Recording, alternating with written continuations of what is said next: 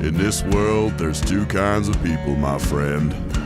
Those with loaded guns and those who dig.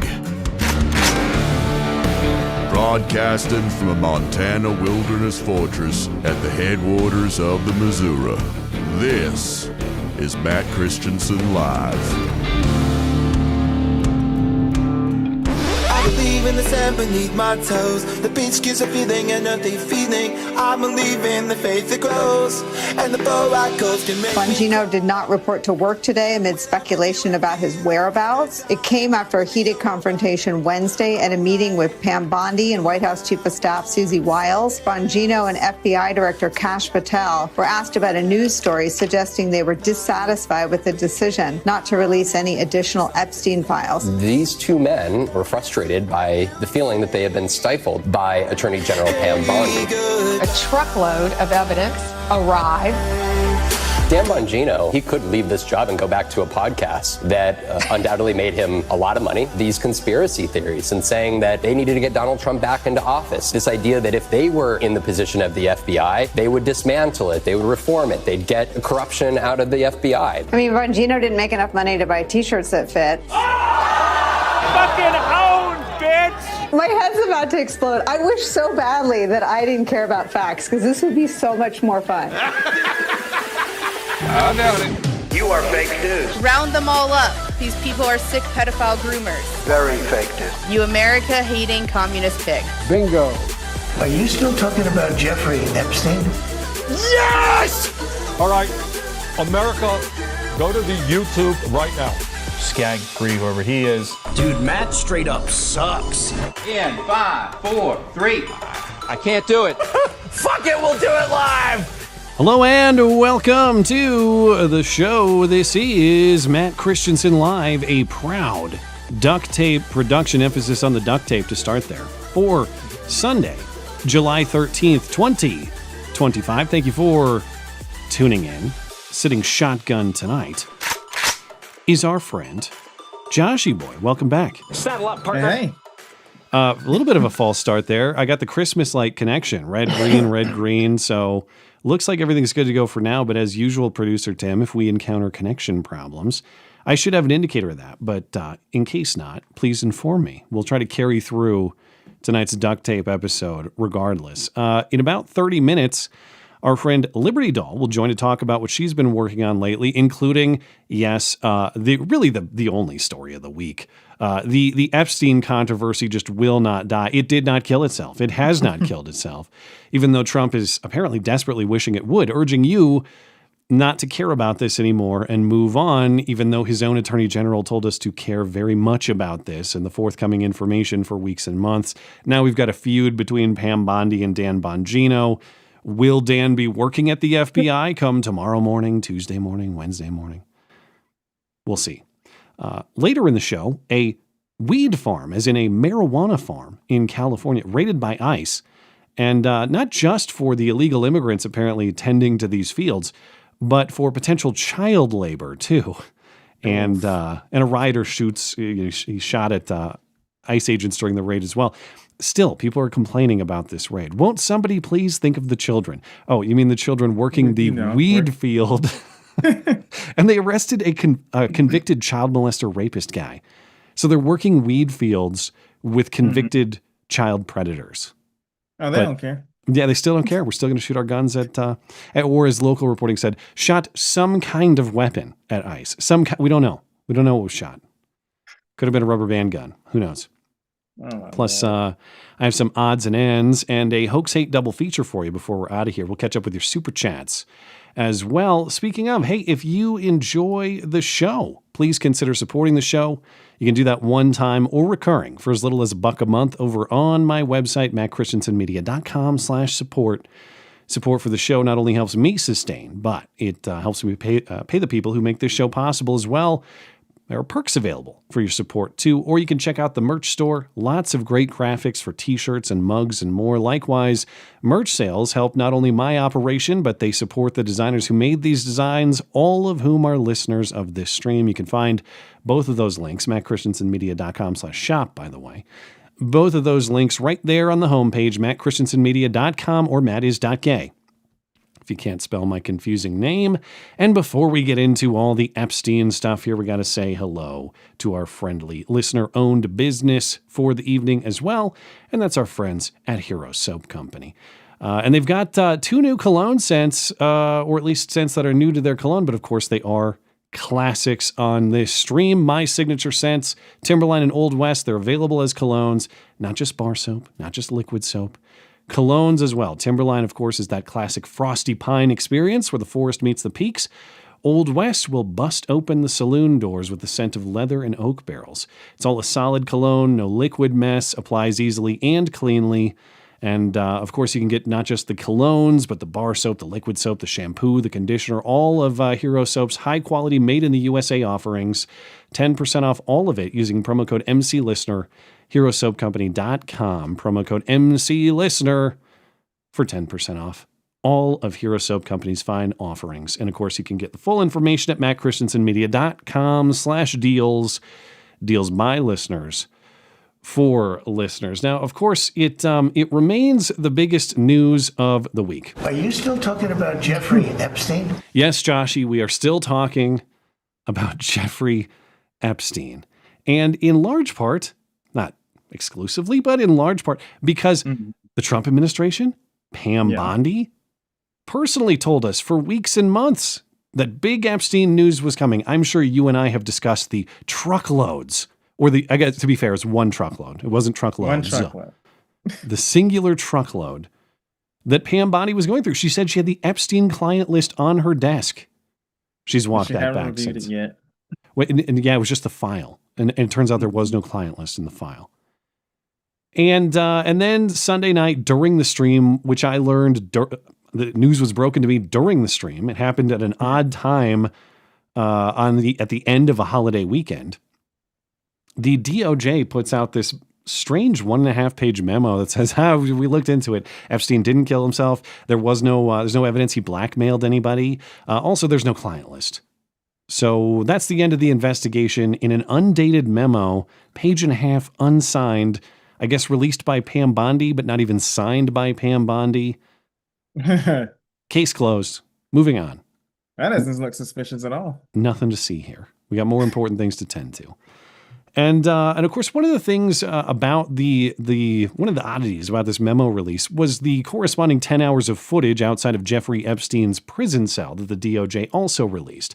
And that was to prove that nobody entered or left Jeffrey Epstein's cell during the time that he killed himself. And there was 1 minute of video missing from that 10-hour clip, if you can call it that 10-hour piece of video.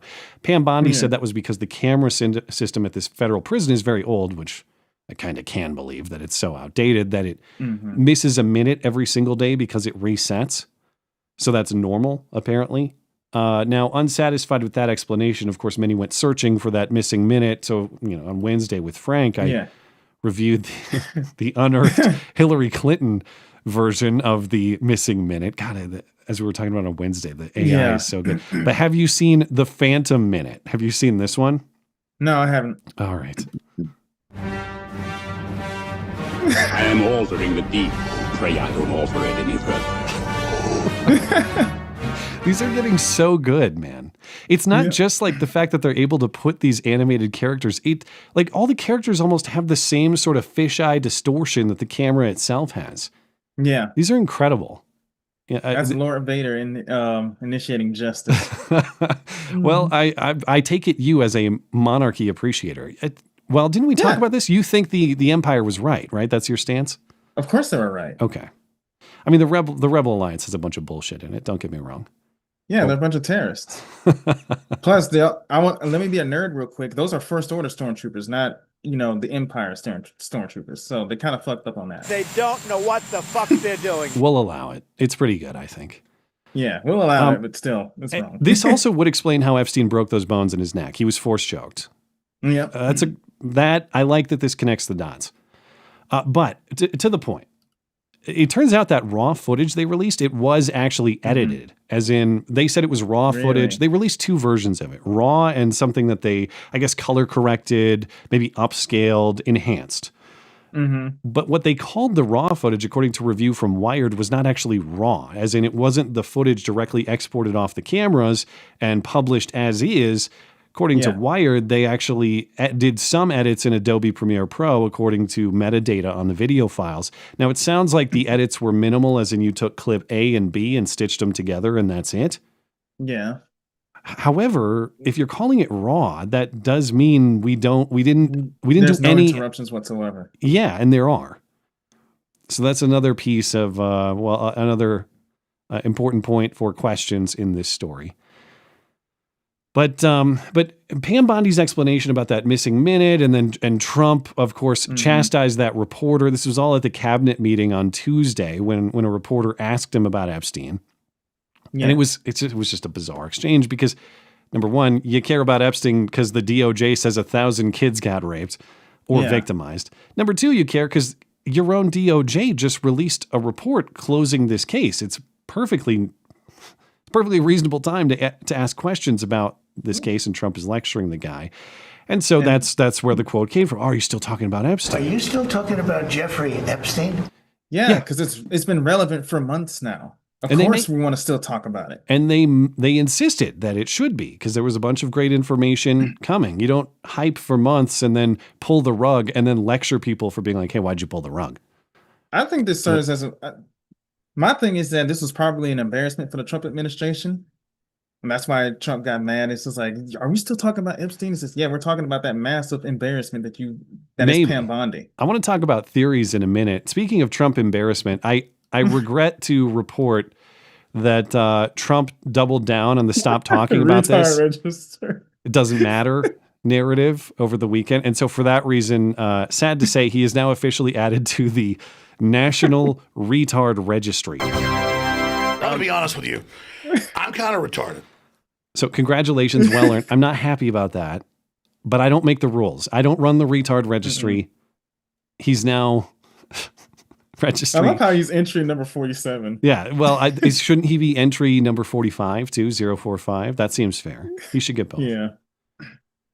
Okay, but what got Trump officially registered in the National Retard Registry? It's because Trump made a very long post about this on Truth Social Saturday afternoon. And this was all regarding the ongoing feud between Attorney General Pam Bondi, Deputy FBI Director Dan Bongino, as well as FBI Director Kash Patel to some extent. We'll get into that in a second. But if I've ever seen a post that is quite literally too long, didn't read, who is Donald Trump's former English teacher? A paragraph break here would have been much appreciated. A great Is that courtesy. all just one block? Yeah, if you look at it on Truth Social, I'm pretty sure it is. I'm sure, is there a link here that I could? Let me see. Let me open it on Truth. Yeah, look at this. Ain't nobody got time for that. That breaks all the rules of English grammar. Yeah, I hate to be that guy. I hate to be the grammar Nazi, but I love being that guy. You break apart for a reason, man. It makes it easier to read. Ain't nobody gonna read that. So here are the points. Pam Bondi is doing a fantastic job. We have a perfect administration. It's been just nothing but talk of Epstein for years. This is news, breaking news. The Epstein files are actually written by Obama, Hillary, Comey, Brennan, and other Democrat hoaxers. So the Epstein files are now a Democrat hoax. It's just like the Russia hoax and the laptop, the Hunter laptop cover up. Okay. This is all a distraction from the important issues of securing the border and deporting criminals and economic recovery, energy independence, stopping Iran from getting a nuke, all that stuff. The FBI should focus on investigating the stolen 2020 election, not Jeffrey Epstein. So in summary, Pam Bondi is awesome and nobody cares at all about Jeffrey Epstein. What the is this? The problem, of course. My thoughts exactly. This has to be a massive cope. Why hype this up for months if it's basically nothing? Well, there are competing explanations, which I'll get to after we talk about Dan Bongino here. But it's not just Pam Bondi. Of course, full disclosure, I'm anti-Pam in this conflict. I'm going to try to be as fair as possible, but I'm out. I'm out on Pam Bondi. Anyway, it's not just Pam Bondi who's been talking about this, though. She did her tour on Fox News telling us we're going to get all this information. But Kash Patel and Dan Bongino were put in charge at the FBI, if not for Epstein specifically, that piece under the broader umbrella of rooting out FBI corruption and all these cover-ups, including Epstein as a part of that. And now it's just nothing. Now it's Donald Trump saying, well, why do you guys care about Epstein? Well, we've got way more important stuff to do. As though we can't focus. We can't focus on multiple issues at one time. I say this as an appreciator of Trump's second term, broadly speaking. I think a lot of good things have been done. This is not. With you. No, go ahead. Well, it's like as though you can't take things individually, like it's impossible. By this logic, it's like, well, how could a president possibly manage the economy and Iran and energy?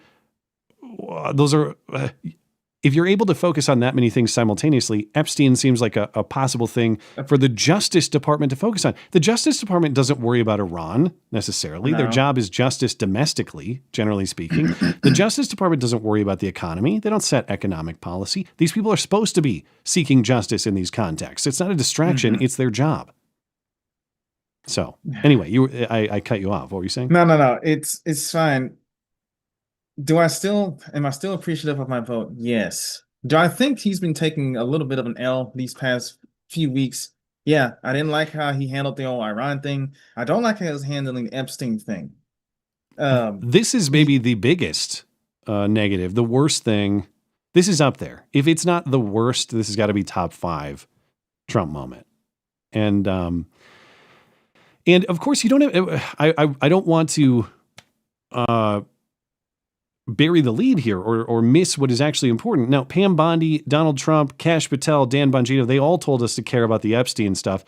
That is not the only reason why you should care about the Epstein stuff. Pam Bondi told us on Fox News there were 200 or 250 victims of Epstein. The memo that was just released last week says there are 1,000 victims of Epstein. So you expect us to believe that nobody else was involved beyond Jeffrey Epstein and Ghislaine Maxwell in the victimization of hundreds or potentially over 1,000 people? And why has anybody come forward since then? To say what? Any of the victims. Well, the only victim who has spoken out that I'm aware of is Virginia Giuffre, who, of course, recently killed herself. So, yeah. Somebody has to leak out information or something. If you're going to have over 1,000 victims, some information is going to get out there. Did you see that Trump got ratioed for his post?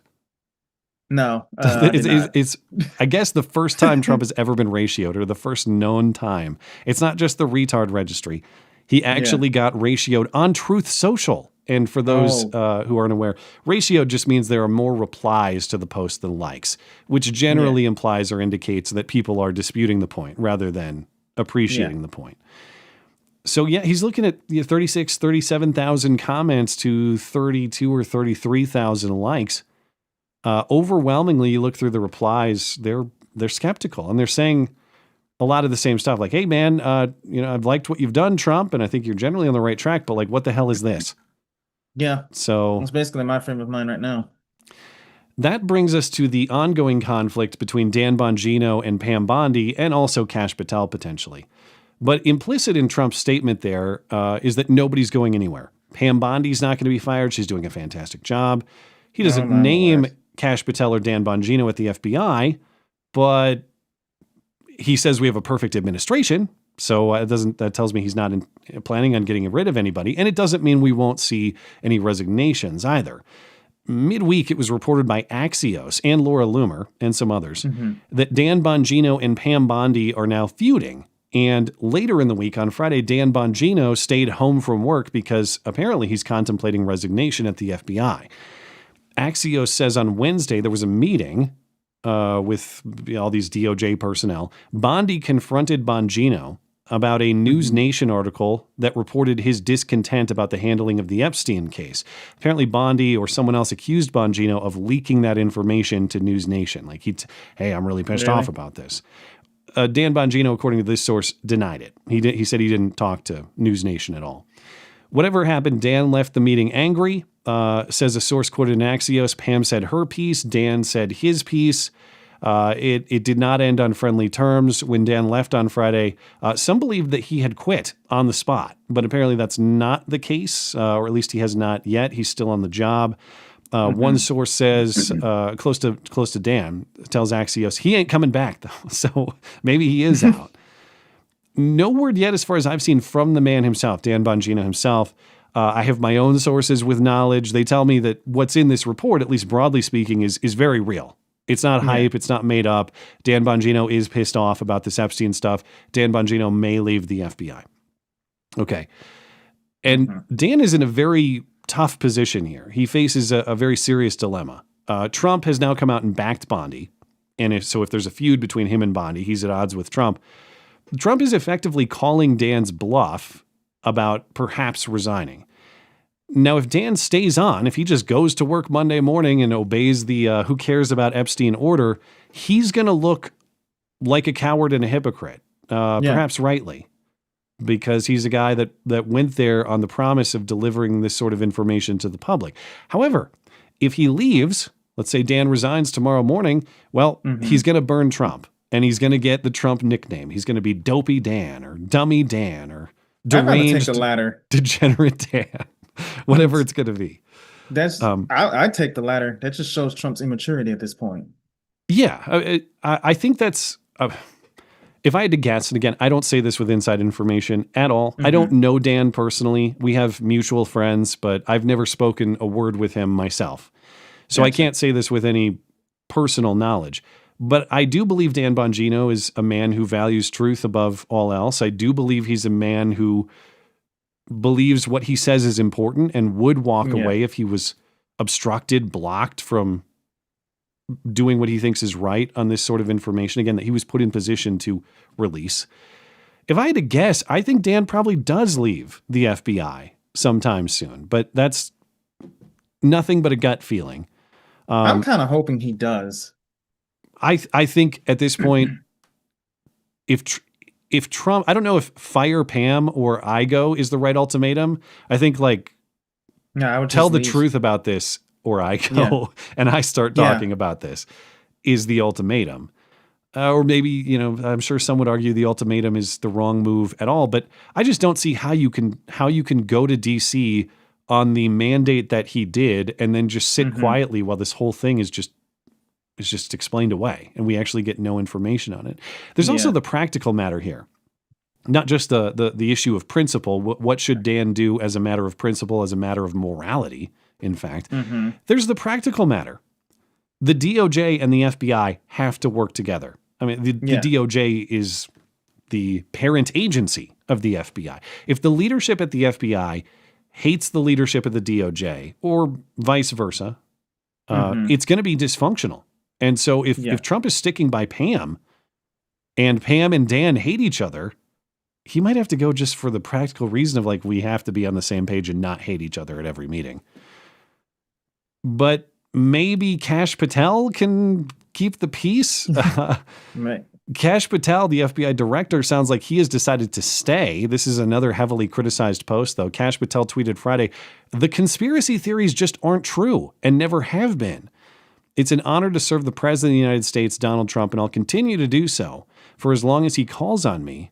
And as many are asking in response, which of the conspiracy theories aren't true? Are we talking just the Epstein ones, the ones that you pushed for years, of course? If so, why do we trust you now? Also, given the track record of conspiracy theories versus government, why would we believe you that this is the one that's fake, guys? This is the one that you shouldn't believe. He's afraid of getting deported back to India. God, that's what I get. That's what I get. He had to scam. He had to scam in the end. He had to scam just a little hard. Even if Kash is probably talking about Epstein here, of course, not just conspiracy theories in general. But even that is layered. What part of the Epstein conspiracy theories aren't true? Is it the theory that he's still alive? Is it the theory that someone murdered him? Is it the theory that he blackmailed people? Is it the theory that he's a government agent of our government or a foreign government, or just all of them? And we don't even get an explanation there. And since Kash won't tell us, we kind of have to theorize ourselves. And I think Megyn Kelly is exactly right here. Okay. You really have two possibilities. Now, there's a third that I'll get into, but broadly speaking, there are two. Possibility number one, the DOJ memo is true. There just is no smoking gun. The whole thing was hyped. None of this is really just the story of a pervert guy who abused young women, but really did so on his own behalf. There's no client list. It's not this massive operation. Now, if that theory is true, Pam Bondi still hyped the hell out of this. Pam Bondi still needs admonishment. She needs to be heavily criticized and or fired. She lied to the American people. Either she knew it was untrue and she lied, or she was so bad at her job that she just didn't look into the information before she told the American people that. So that's the problem with this theory, like the Pam Bondi is bad at her job theory. Well, then why is she fantastic in staying on the job? She's a liar in one form or another. Or incompetent. The other problem, the other problem with this theory is it requires us to believe that Ghislaine Maxwell is currently in prison for trafficking minors to Jeffrey Epstein only and nobody else. And if we believe the DOJ, possibly in a volume of 1,000 people, Jeffrey had a major appetite, okay? He's insatiable. Okay, possibility number 2. It's actually a Trump cover-up. Pam Bondi wasn't lying when she talked about this client list and all these records, but she's so loyal to Trump that she will obey Trump's orders. Trump has ordered her to kill this scandal and kill this story, and that, of course, would be a massive scandal. Maybe Elon Musk was right. Maybe Trump is implicated, or maybe someone he cares about is implicated. Obviously, both of these explanations are unacceptable. They both involve lies. They both involve deceptions. They both involve pandering and courting votes on support of this premise and then pulling the rug and telling us we're foolish to care about this issue. Now, the ultimate tinfoil theory that Megan didn't get into here that I've heard people, I've seen people posting about, this, if Trump wanted to, if this is a Trump cover-up, why? Now, the tinfoil theory is that Epstein, as alleged, is Mossad, Israeli intelligence, or U.S. intelligence, CIA, or both. Yeah. And currently, we are reportedly on the cusp of a peace deal between Israel and Hamas.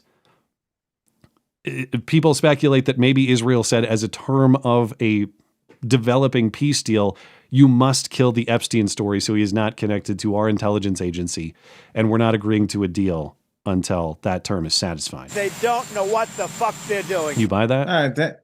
No. Okay. I don't buy that at all.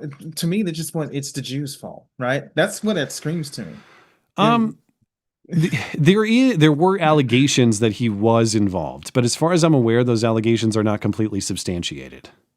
So I have an easier time believing number 2, that there's something, either Trump's involved or somebody he knows is involved, and that's why he wants to squash it, right? That would partially exonerate Pam, although, of course, Pam went out there and kind of hyped.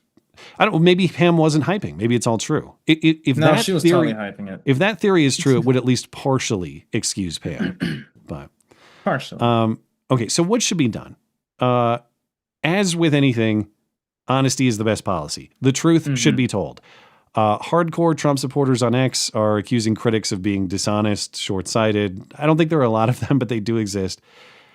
I say this as someone, again, appreciating Trump. I don't regret my vote for him, generally speaking, but if you appreciate the rest of what Trump has done, you want him to succeed in his second term, you have to hold him to account on this one. And if he just tries to bury the story and continues to praise Pam Bondi, number 1, trust will be eroded among some of his strongest supporters, which is a problem. Yeah. Number 2, if you believe that Pam Bondi is a party at fault here, and I do, do you think this was a one-off? You think Pam Bondi is going to stop going on Fox News and making ridiculous statements that aren't true? I guarantee you. No, she's going to do something very similar in a month or 2. Yeah. And nobody's going to believe her. I just want to point out that all of this came to fruition because Trump hired a woman on the job, right? It could be. I mean, no, think about it. All of this strife and turmoil is simply because Trump wanted a hot lady to be on there because he's an egalitarian? Maybe. I mean, you could make the case that she was a diversity hire of sorts. Yeah. I guarantee you she was a diversity hire. And the thing is, like, I don't even care about Pam's scalp as much as the truth. Like, you can not fire Pam and still explain what happened and why the hype was at odds with what the reality was. If there is no smoking gun, just came out and say, yeah, we really oversold that one. Sorry. And you can release more than a 1.5-page explanation for how you reached your conclusion. You don't have to, some of the information, if there's child pornography, if there's things that are part of a sealed grand jury case or record, you can't release that. I get it, but you could at least tell us more generally speaking about the evidence that allowed you to arrive at your conclusion. A couple things I want to say really quick before we get to Liberty Doll, because she's waiting and I don't want to leave her waiting too long. But things have become so insane that even Cenk Uygur over at the Young Turks is having sensible takes. The one thing that this pushback and this backlash against Trump does demonstrate, even though the infighting is kind of unfortunate, even though you don't like to see a guy that you generally support do things that are not Really good. stupid. Yeah, worthy of the retard registry. Yeah. The pushback and the backlash does demonstrate that Trump supporters are not, in fact, a cult, as Cenk is recognizing. That here is a case where they will, in fact, hold him to account, where they will, in fact, call him out. And and on another sensible thought from Cenk, Trump would be wise to recognize, yes, he has a loyal following. Maybe some of that is related to his personality, but realistically and broadly speaking, Trump attracts people because of what he represents. He's the guy who takes on the establishment. He's the guy who unmasks the elites behind all of these corrupt episodes. Yeah. If he is now perceived as the guy who goes along with the corruption and the elites and tells you nothing to see here, move along, you are going to watch his support erode. It's not to Trump the guy, it's to what he represents and what he has achieved in many other contexts, but certainly not this one so far. Yeah. And one theory I want to discuss real quick before we get Liberty Doll on is the fact that since this is Trump's second term, he doesn't necessarily have to worry about another after that. I think this is why he's kind of acting the way he is. That's why he's taking these big risks. That's why he's trying to sweep things under the rug. Don't care. I'm out of here. Exactly. That's why he's protecting the status quo, right? I'm appreciative of what he's doing. I'm glad he's doing the whole deportation things. I'm glad he's trying to protect our borders. I'm glad he's trying to get our economy back on track, right? But if you think about it, he sold this whole drain the swamp thing. I'm going to stand for this and I'm going to stand for that. The status quo at the end of the day is still being protected. Yeah. Obviously, I'm not saying that a vote for Kamala would have been the same. It's not. However, the result of this particular episode is kind of the same, and you should be held to account on that. Now, you also get an interesting development in Congress where you have Democrats, or at least one Democrat, calling for the release of the files, trying to exercise congressional authority to do it. Ro Khanna is introducing whatever the term is, a resolution, introducing the issue to Congress next week, demanding or trying to force a release of the full Epstein files because the rich and powerful are being protected. But you read the second sentence in the highlighted statement here, and that's the important part. The speaker must call a vote and put every Congress member on record. So, in response, Speaker Mike Johnson released a statement of his own. How about no? I would love a scenario where there's a bipartisan effort in Congress to push Trump to make the release. But I would put the odds of Mike Johnson actually hosting that vote 0.0%. Yeah. And to the prior point, as many are saying in response to Ro Khanna, hey, it's cool that you really care about the Epstein files now, but your guy Biden had oversight over them for years and years and years. Yeah. And we didn't really care about the release back then. I love how they dogpile now that Trump is in Trump. Oh, now we need to release this because the truth needs to be found. Are you fucking kidding me? All right. Well, we can talk a little bit more after Liberty Doll's here because I'm sure you probably have more to say, but I want to make sure I get to her in timely fashion here. So I'll be back in about a half hour. I'll see you then, all right? All right. All right. Stand by. I will be right back. Stand back and stand by.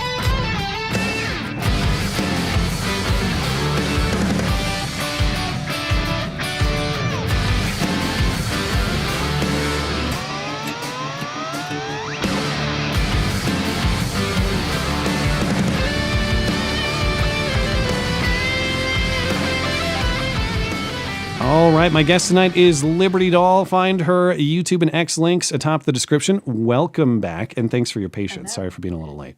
Oh, that's fine. I'm glad that you asked me to come back because full disclosure, last time I had only slept about 10 hours over the last 3 days, and I signed off, and I was like, wow, I sounded like a Fruit Loop. I was going to say, I thought you meant in a night, and I thought, as... Oh, no, there was like 3 or 4...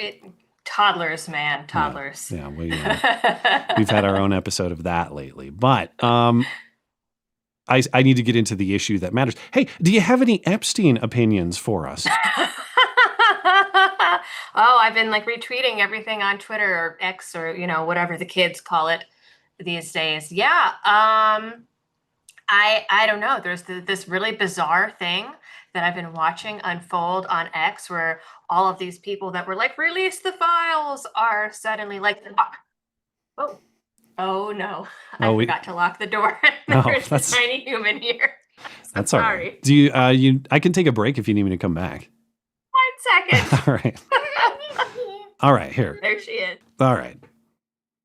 They don't know what the fuck they're doing.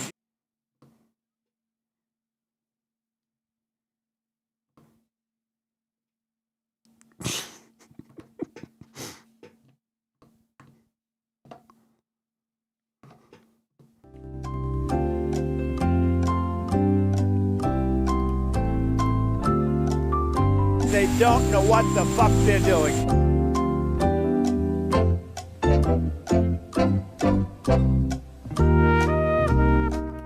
All right. We good? So sorry. I didn't know if you want your kid out there on the internet or not. So I mean, she's had a couple cameos in some videos anyways, but she would have just been all up in here trying to chat everybody's ear off. You were saying that there are many on X who have accepted the programming. Why would anyone care about Jeffrey Epstein? We have much more important issues.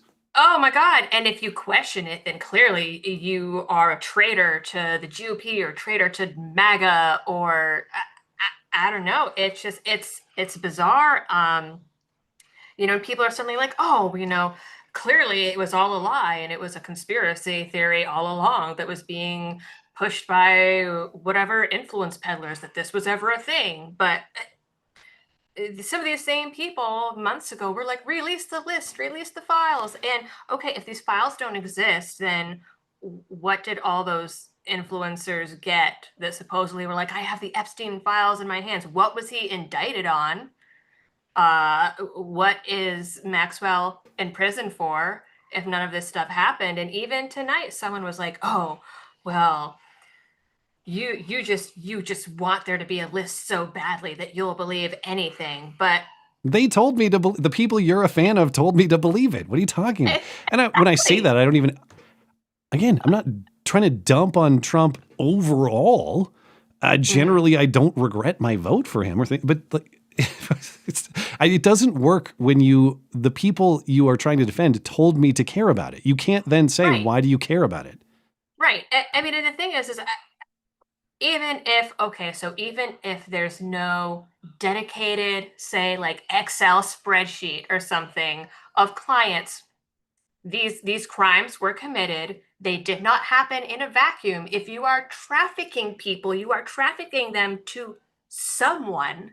Like, this doesn't just happen in a vacuum. Well, yeah, I mean, there are many questions I could ask, but the DOJ simultaneously told us in this 1.5 page memo, they said simultaneously, there are thousands of victims, no evidence of other people being involved in the crime, something to that effect. No evidence of blackmailing of others, no evidence of others' involvement, right, beyond Ghislaine, of course. She's in prison for that.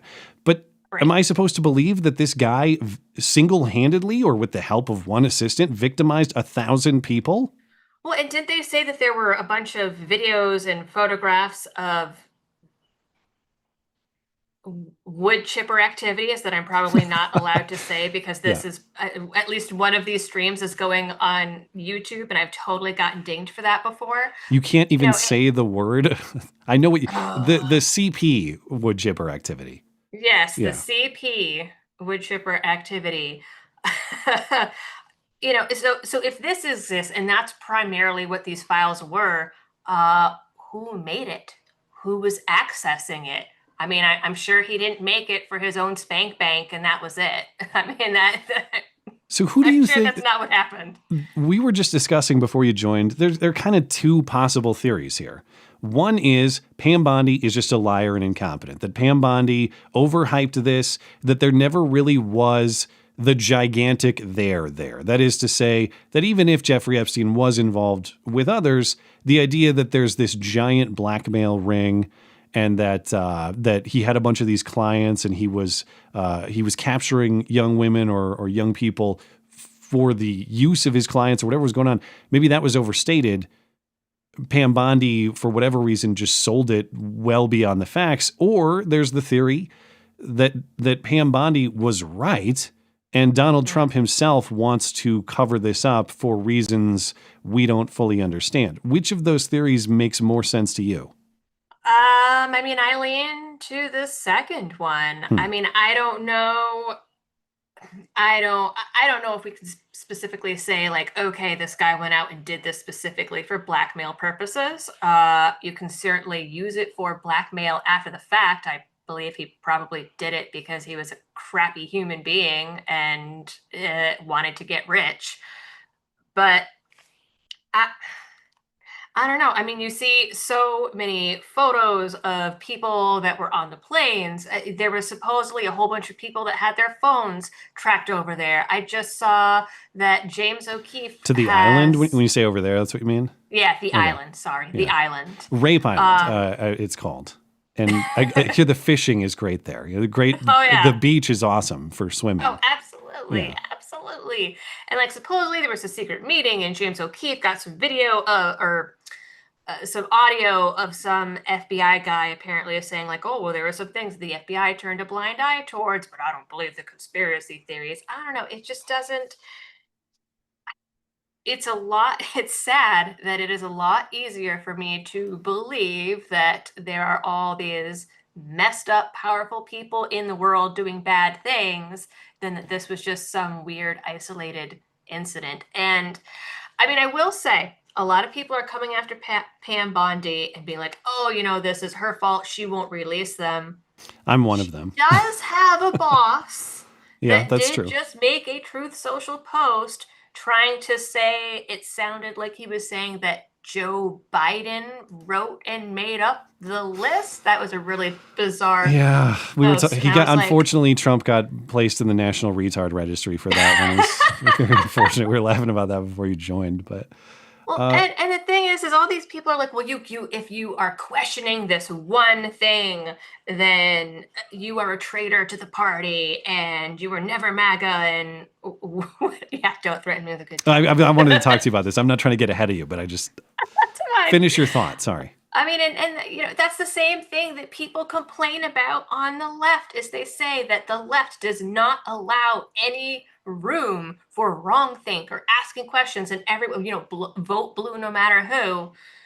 But suddenly we have these big influencers that are saying the same thing, and it's like, bruh, your hypocrisy is showing real hard right now. I brought up this tweet, you responding to a report that Bill O'Reilly was quoted in a recent Newsweek story saying, yeah, I talked to Trump back on St. Patrick's Day, and Trump said to me something to the effect of, if we were to release this information, a lot of innocent people would be implicated. And what you were responding to was a speculation beyond that it'd be like 2/3 of Congress and society would collapse because everybody in power would be implicated here. And you're saying, well, that sounds awesome. Why don't we go ahead and do that? But to the argument, I just found this argument to be so bizarre. That is to say, like, because powerful people might be taken down, morality, the truth, justice don't necessarily matter or should be secondary. That's a very concerning thing to say. It is. Well, and consider so many people were like, hey, we cannot have the left in power because they're grooming children with the drag shows or whatever, or, they're allowing this gender reassignment surgery or treatment on minors. We have to protect the kids. Oh, but if Bill Gates boinked somebody or this congressman boinked somebody that might have been underage, well, they're powerful people, so we have to let that be for the good of the world. What? I know that O'Reilly, I haven't listened to the interview. This was on Chris Cuomo's News Nation show earlier this week. I haven't listened to it in context, so I don't want to mischaracterize him. But when he said, and I know he's just speaking on the spot. It's not like a formal piece that he wrote or something. But just the statement of Trump saying, what was the quote here in the tweet that you responded to? Could destroy innocent people. I guess what they mean is you are connected to Epstein, but you didn't actually do anything wrong. If I'm trying to give this as much credit as possible. Mm-hmm. But how, on the other side of it, how are they innocent if they are connected to Epstein in suspicious ways? I don't know. Maybe the guy that brought him his coffee.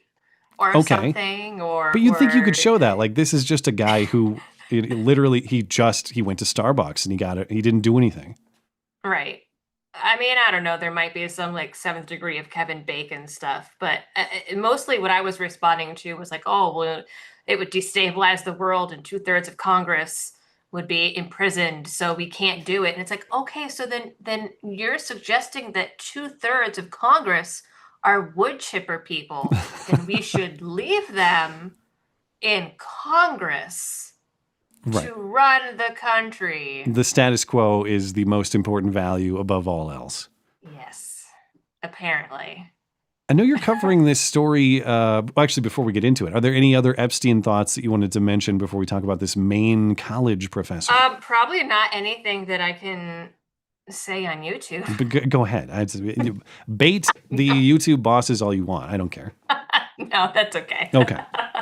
Well, if you head on over to x.com/the Liberty Doll, I think it is. If you want yes, more of those thoughts. But you're covering this story about what I gather is a student at a community college in Maine wrote some sort of paper on Second Amendment, gun rights, and just gets ripped apart by this college professor for preposterous reasons. But I haven't followed this closely. So what exactly is going on here at this community college in Maine? So this student, Catherine Parker, she's in the summer session at Eastern Maine Community College. It was originally reported that she wrote out this paper for a persuasion essay, but it actually turns out it's an oral communications class. I don't really know why you have to write paper for oral communications class, but that's what it is.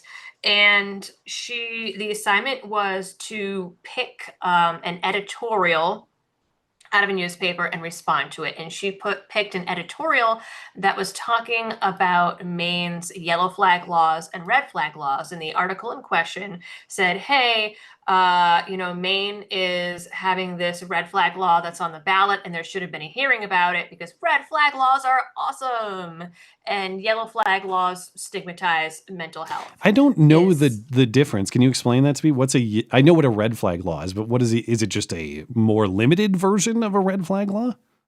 So I believe, oh goodness, I don't remember. I believe the yellow flag is just kind of like, hey, this person is having a mental health issue, and like doctors can report it or something. Oh, it's not anybody. It's limited in who qualified reporters are.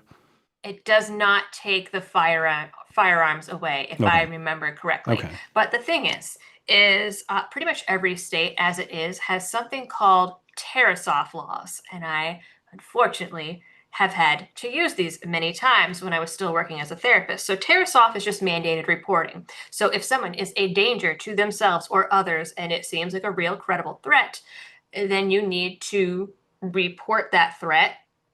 In Massachusetts, it was called a Section 12, where if you are like a community-based worker and are allowed to transport the client and can safely do so, then you bring them to the emergency room. Otherwise, you call the police and you send them paperwork that says, hey, this person needs a psychiatric evaluation because of XYZ. And then the person gets evaluated at a crisis center or, by a clinical psychiatrist or something like that at an emergency room. And if they are indeed found to be a danger, they are admitted, boom, prohibited person. Pretty much every state has those laws in place because there was a whole big thing where someone died when they weren't doing that. So red flag laws are redundant. But anyway, so this girl, the assignment was to respond to an editorial with some kind of persuasion of your own views. So she responded to this editorial and was like, yeah, I think that there should have been a hearing, but I don't agree with red flag laws. And this is why.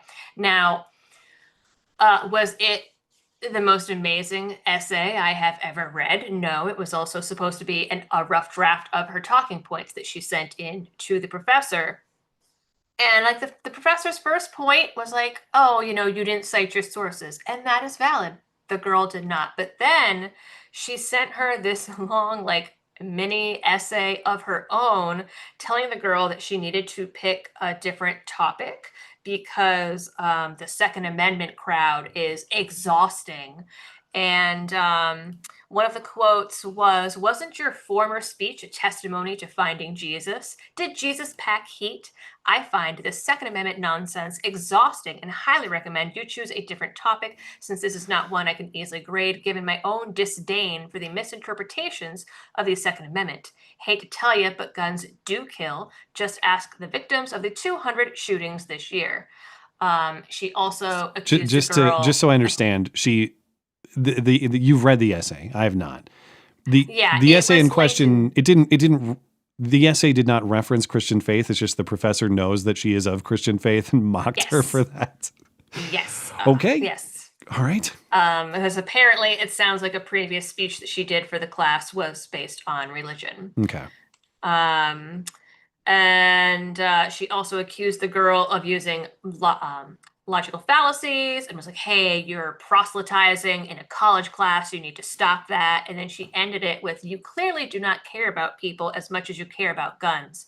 Your argument is a solid representation of that. Think again about Jesus packing heat. Really, you and your ilk drive me nuts with your hypocrisy. Guns kill. Own it." Why does the professor... much of college is a thought exercise.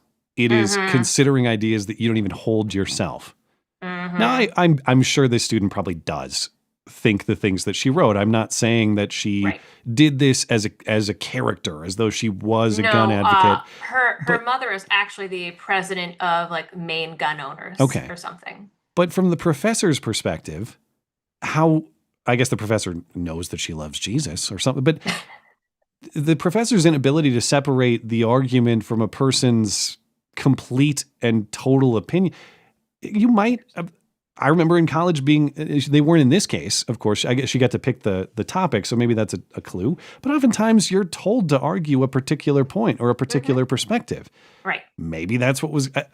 anyway, there are a million different reasons to be amazed by this professor. That's just one of them. Right. And supposedly at the beginning, there was no topics that were said were off limits or anything like that. And so the professor was like, "Change your topic." And the girl was like, "No." So the professor emailed her again and said, "No, change your topic. I want you to respect how triggered I am." Something along those lines. There we go. "I requested this is a trigger issue for me. No pun intended. You need to choose a different topic to be fair to me." So the student, Catherine Parker, took it up. The professor. Yeah. Okay. Yeah.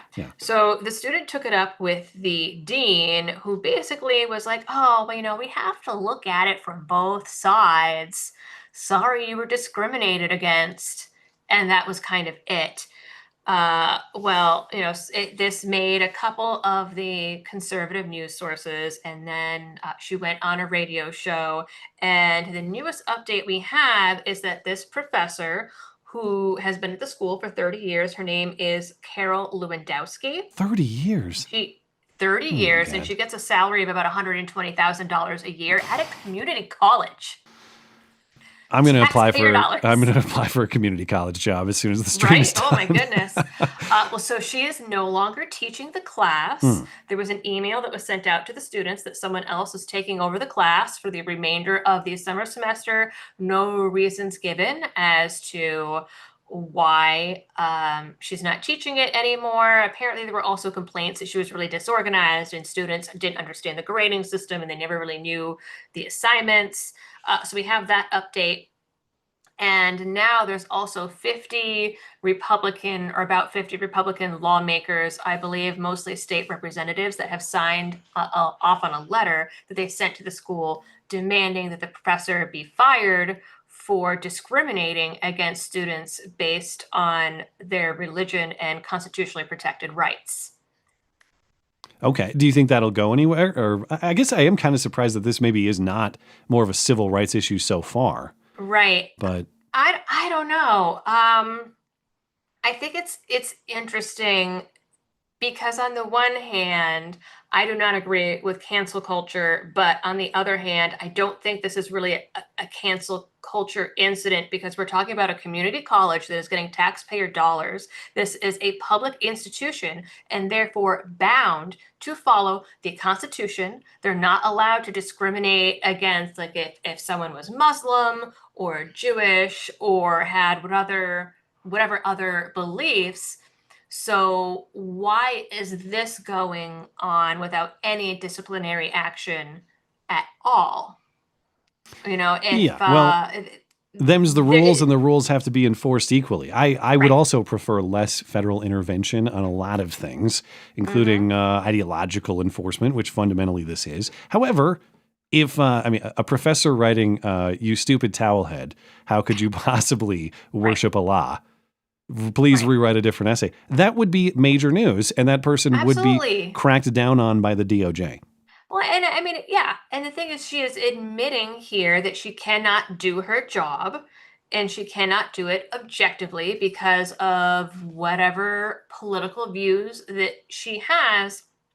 I mean, she's right there admitting that she cannot do her job. Well, if you are in any other position, if you cannot do your job, you do not stay in that job. Attorney General is where she should go next, I think. That's a great career path for her. Right. Yeah. Furthermore, we also learned that she was one of the professors that canceled class immediately following the election results. Yeah. She compared it to a death in her family and told her students that she couldn't hold class because she could not communicate in any way. So she would not be able to do her job and hold class.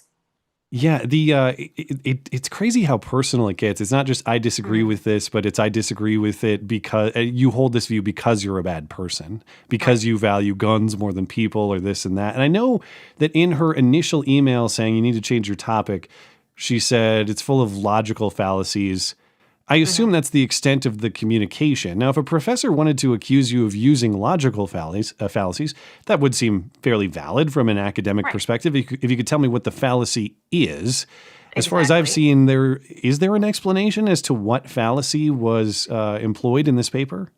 No, there was no explanation. And if I remember correctly, she really only went into, Second Amendment is a constitutionally protected right.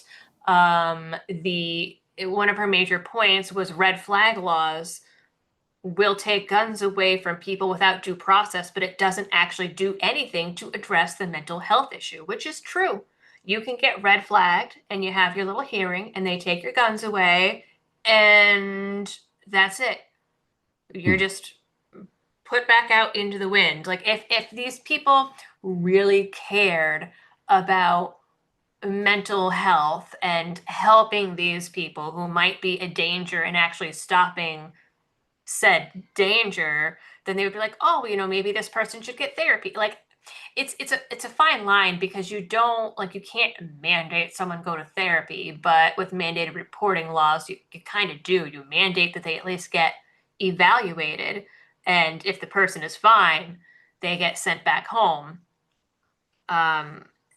And realistically, from my time working with the Department of Mental Health, if someone really wants to hurt themselves or someone else, they will use any means available to them, even a spring out of a mattress, even a spring out of a toilet paper roll. It happens. Okay. I don't want to put you in position of violating patient privacy or anything like that, but that almost sounds like you're speaking from experience there, or is it just something you've read about? Oh, no. I mean, those were things that happened when I was with the Department of Mental Health. I was in a community mental health center. So these were the things that were supposed to replace all the institutions that were closed during deinstitutionalization. Mm-hmm. And so this was a center that they had like everything there. There was an inpatient unit. There was IOP. That's an intensive outpatient. It's like a day program where people go and do groups for like 8 hours a day. They had group homes, they had community-based treatment, they had a crisis center, they had everything. And they couldn't have those little springy toilet paper rolls in there because people used them. They couldn't have batteries around because people swallowed them. Like, you can make anything a weapon if you try. Yeah, unfortunate. But I know, obviously, you're covering this. If people want to get perhaps updates on this story, you can follow Liberty Doll on X. You can. The update will be out tomorrow. Okay, in video form, I assume? Yes. There you go. So YouTube, Liberty Doll's YouTube channel, you can find that linked in the description. Is there, is this, you mentioned this student is actually speaking out. Does she have a public profile at all, or is it just like a radio hit here and there? I think it's just a radio hit here and there. Okay. All right. Well, thank you for covering this. I had not heard of it until you mentioned it. And really quickly, before I let you go, I have to ask it with reference to your last appearance. Have you received your letter from Luigi Mangione yet? Or are you still waiting? He left me on red. All right. Well, follow Liberty Doll on X and on YouTube, linked in the description, in case you want Luigi Mangione letters from prison updates too. I'm told it's also a great source for that. But is there anything else you'd like to promote before you're out of here? Just that last time I also talked about my buddy Tate, the Navy sailor who was falsely imprisoned by the ATF. The New Jersey Firearm Owners Syndicate have hooked up with him now, and they're doing petition drives. So if anyone was interested in that story, you can check them out on X. I've linked some of their posts. You can be updated on that endeavor in trying to secure him a pardon. All right. Well, thank you for your work on that story as well. And again, you can find Liberty Doll's X and YouTube channels linked in the description. Appreciate you stopping by as always. And we'll see you next time. Have a great night. Thank you. Bye. Okay. I will be right back. We'll go get into your Super Chats. Stand back and stand by.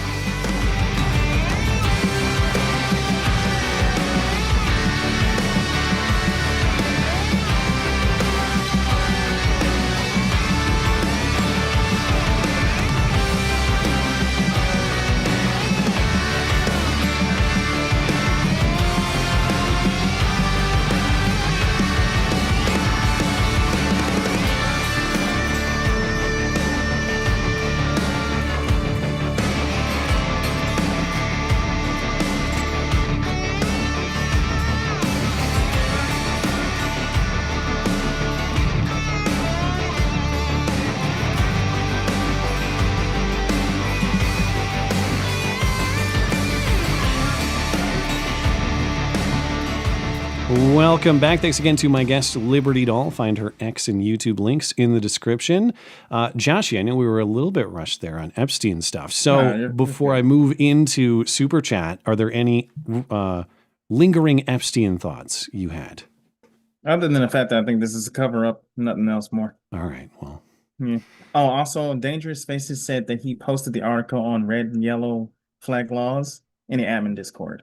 Okay. Maybe I'll link those. Maybe I'll link those in the show sources when we're done. Because I guess I've heard of yellow flag. I don't know what I've the never heard of specifics yellow are. flag. But let's hop into some Super Chats. We'll start over on Rumble. Of course, Lbot is over there. Wait. Yeah, Lbot. I have to. Yes. Yeah, it's Lbot. I am not going to be niggardly. Thank you, Lbot. I have to second guess myself every single time. Yakko, 1977. I don't know if the Epstein list is 20 people or 200 people, but whoever is on it, the deep state is terrified of that list. All I know is Trump isn't on the list, or it have been leaked long ago. I definitely have a hard time believing that Donald Trump himself is implicated by whatever Epstein evidence there is. For the same reason, that there's no way that Joe Biden and Merrick Garland and the rest of them are allowing that to exist in their possession without using it for political purposes in 2024 or whenever, at whatever point they deemed appropriate prior. So if you think Trump is the guy personally crushing this, it would be on someone else's behalf. It would not be to protect himself. It has to be. Yeah. So, Dangerous Spaces to Super Chatter Bill McPherson. We'll get to Bill in a second on YouTube. If you're still listening, please hop into YouTube and confirm that the Give, Send, Go link that I posted, the one you're referring to, ensuring I share the correct link. Bill does have a GoFundMe for his, or a Give, Send, Go for his wife who just underwent surgery. I keep referencing it because Bill's going to come on soon, and we'll talk about it a little bit because Bill's a long-time listener of the show, long-time caller of the show. So we might, we'll have him sit in on an upcoming stream. But, I was wondering about that actually. I still have to talk with Bill sometime soon and show him all the technical complexities of the behind the doodads scenes and stuff. Oh yeah, it's very hard to manage. Just so I know, Matt Palumbo, nothing against you, but don't be like Palumbo. They don't know what the fuck they're doing. Matt's a very nice young man. He's very And nice. you know, the duct tape is part of the show. Okay, would I like a smooth production? Yeah.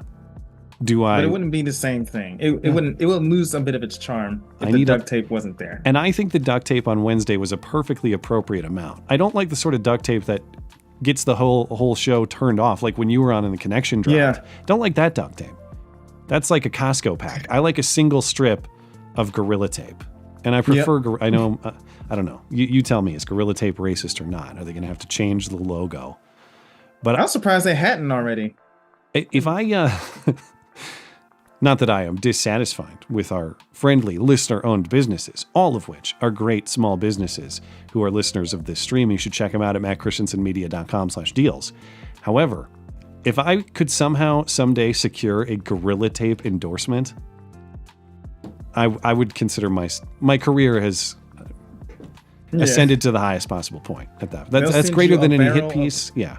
Gorilla They'll send you a barrel of bananas. If you're an executive at Gorilla Tape, please reach out to me. Esoterica Unbound question. If someone actually believes that Epstein didn't kill himself or was assisted in doing so, okay, why would they believe that any client list would last more than 24 hours longer than it did? Okay, so let me see if I follow here. You believe that someone murdered Epstein. It would then follow that the same people capable of killing Epstein in prison would be capable of destroying the list. I think that kind of follows. I mean, it's not as though it's impossible for Epstein to be murdered by someone and the list to remain intact for any number of reasons. But I grant your point that if you're capable of taking him out in federal prison, which is what would have happened as far as we're aware, unless he somehow escaped, Darth Vader just forced choke held him out, carried him out, you know, something like that, like if he's still alive. But if they're capable of killing him, it does make sense that they'd be capable of destroying the list. And then, you have all sorts of questions there. Like, did Pam Bondi, I assume they would have destroyed the list before Pam Bondi ever was able to have her hands on it. But again, is it, even though I'm ripping Bondi and even though I am anti-Bondi and all this, is it possible that Pam Bondi has seen some stuff and Pam Bondi has been stopped? Yeah, maybe. If you believe that Epstein didn't kill himself, maybe that follows. I'm not willing to grant that, though. She hyped herself way too much, only to deliver absolutely nothing. Even if Bondi delivered the actual truckload and the list as she mentioned it, I would still not like the hype before the release. Yeah. You don't oversell and underdeliver. Even if she fully delivered, it's just like, just find the evidence, release it. Yeah. Don't tell me about how. That's all she had to do. I'll decide how compelling it is when you show me the information. I don't need you telling me how compelling the information is. You just go get the information and we'll decide for ourselves if that information is meaningful or not. Anyway, Bill McPherson. Speaking of, my wife came home today after nearly 3 weeks. The girls are very excited. Christine still needs a walker and help with personal care. Donations are appreciated. Give, Send, Go. Support for spinal surgery is what you're looking for. And again, Bill and I will discuss that on an upcoming stream at some point. So as always, Bill, all the best to you and your family. I'm glad to hear your wife is home, and I'm glad to hear that your kids get their mom back. So good for you and your family. Hope all the best for you. That's good. Esoterica Unbound.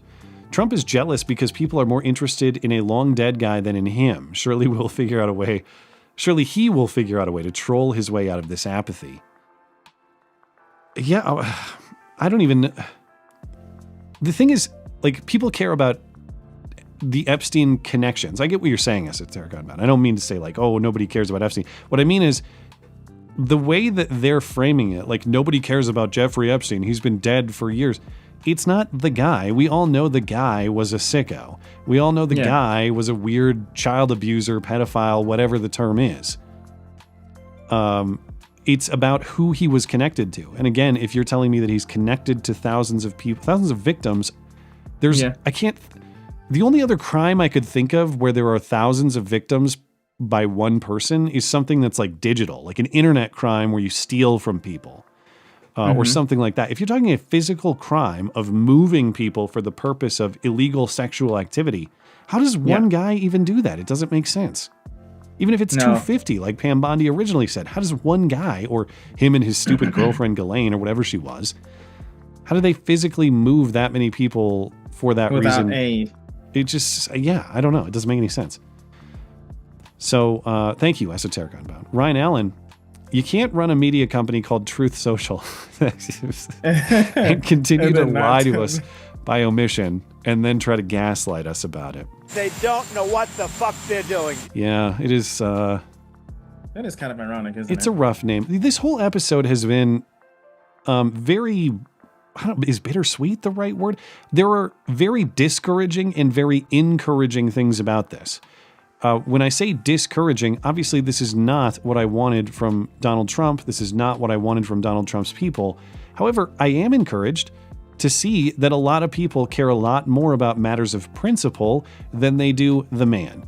And even though I think the man was the right guy for this job, given the choice that we had, he is not above the truth. He is not above my principles. He is not above justice. He's not above any of those things. And sometimes I worry that the accusations of MAGA cultism are somewhat true. I feel like I witnessed that at the Trump rally where I told the story about how they all just cut in line and it became chaos and nobody actually cared about their fellow Trump supporter. They just, it just became a mob of insanity where everyone was rabid to see the man. I thought that was discouraging. I thought the Trump cult was kind of real then. And it is, like, in a certain population, it is. That's definitely true. But there's always going to be that sect of people. I don't think it's anything close to a majority of his support. I think, I think that we're seeing a meaningful break here. And when people, including Trump himself, say like, well, who cares? It's like a fringe thing. Nobody cares about it. They care about the economy and immigration. Like, yeah, I also care about those. And if you had me check which is more important, like health of the economy, deporting illegals, I am going to put Epstein lower on the list in terms of motivating my vote. However, I'm not really a single issue voter. Like, if you totally blow it on one, that is a factor in earning my support. Like, you can't tell me I'm great on gun rights, but I'm going to do communism. Well, I mean, I kind of have some questions about that, even though I like gun rights. Yeah. But to kind of harken back what you said about the whole, we're starting to see people are pushing back on Trump, right? This was even the Iran thing. There was a lot of criticisms towards his actions on that. I heard accusations of President Trump is supposed to be the president of peace, and yet he bombs Iran.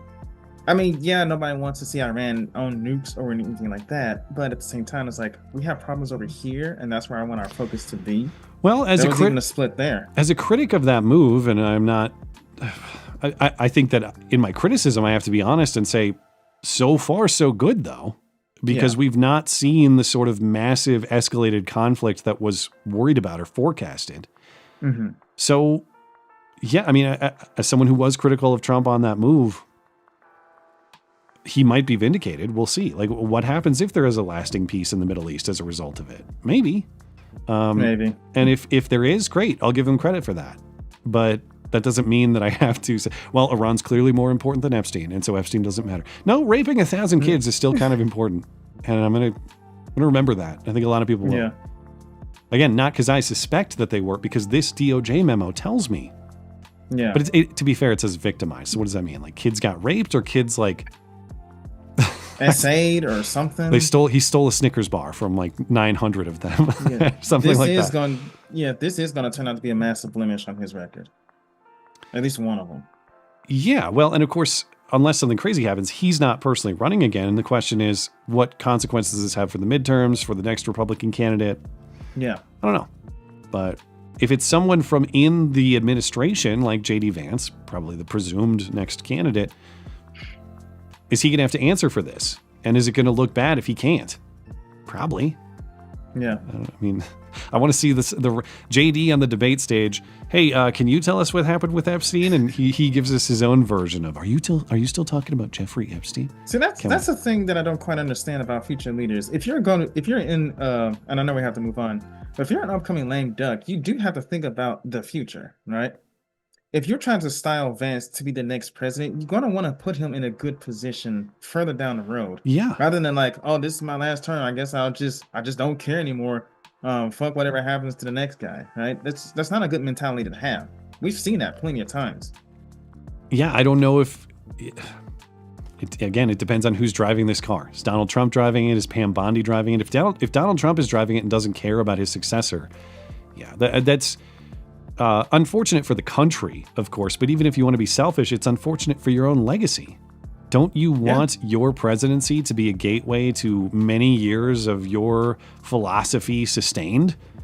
You should. You don't want like total backlash against what you did and the undoing of everything you did as soon as you're out of office. Yeah. Anyway, Jonathan Peterson, Bondi is retarded.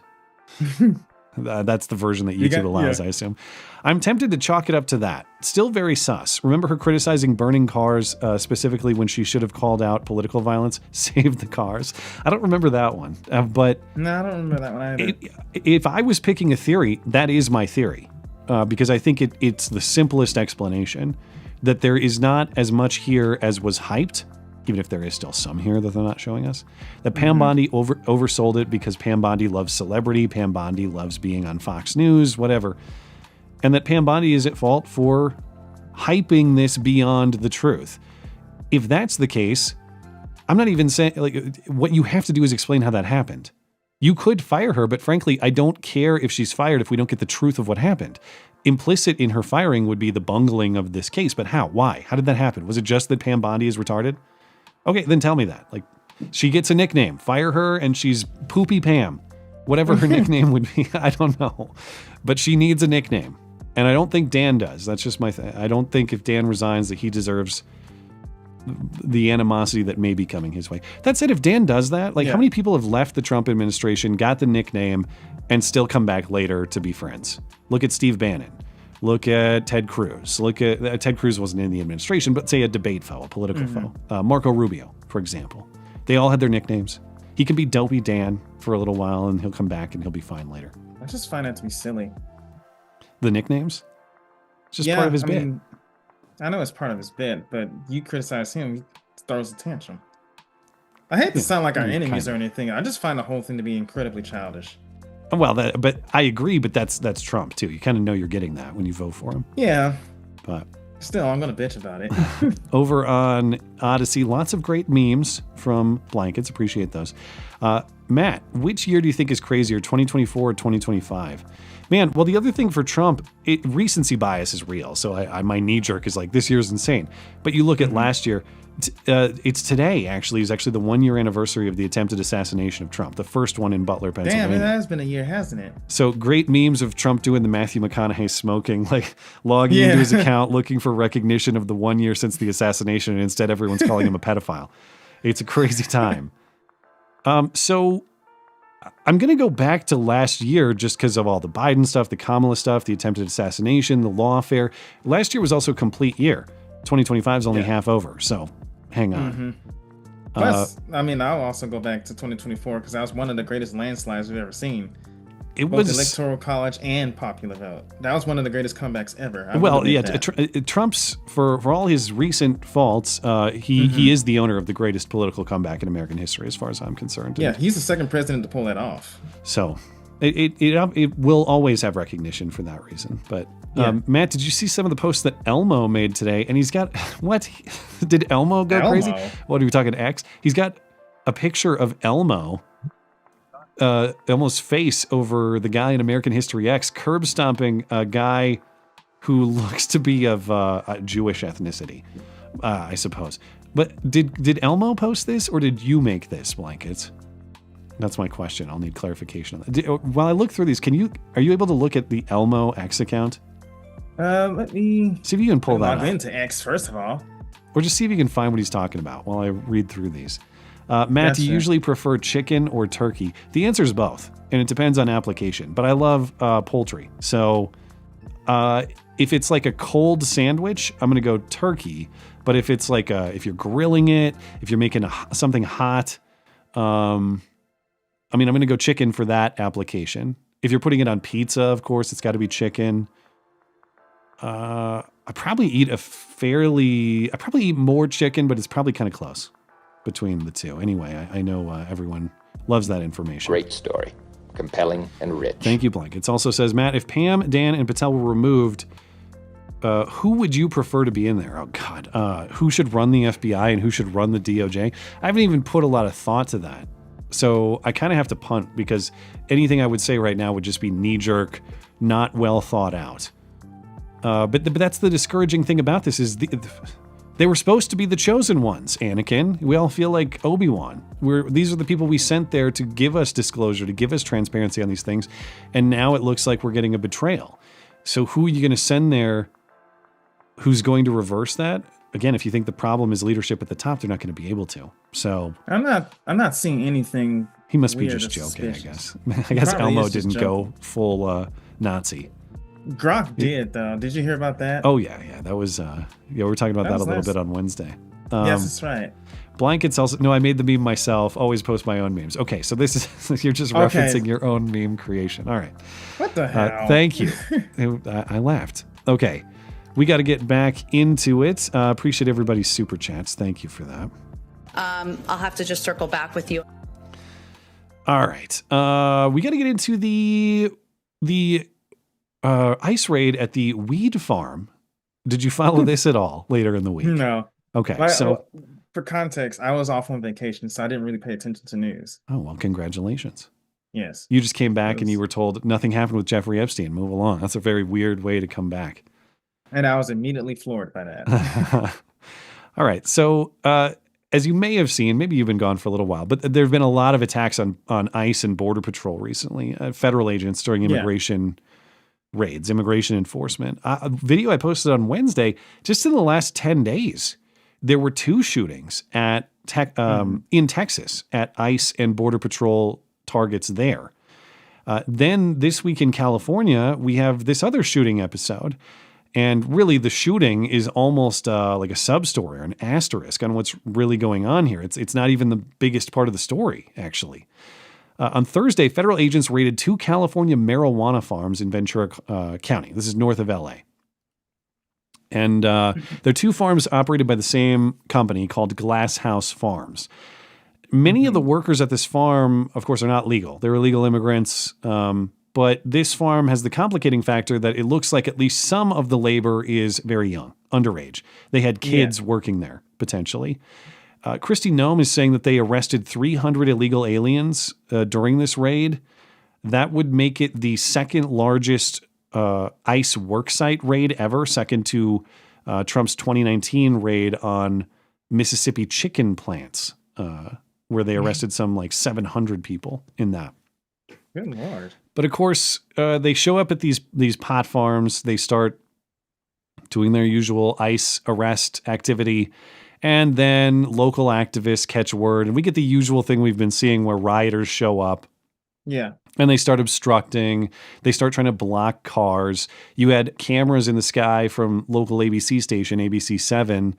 And you can see them doing this. Of course, in California recently, you had the woman run over in LA. I was talking about the people doing the car blocking in San Francisco. This is kind of a hobby in California now. You try to block the car, and sometimes they pay the price. But here was some of that activity before the shooting at one of these weed farms in Ventura County, California. This is happening at Wood and Laguna, and you now see the military vehicles advancing despite those protesters trying to make a stance and trying to stop the military vehicle from continuing on, and there's cameras rolling, cell phone cameras rolling. With the Mexican flag trying to stab the armored vehicle. And this group of people are really trying to get this military vehicle to stop, and it doesn't appear that it will.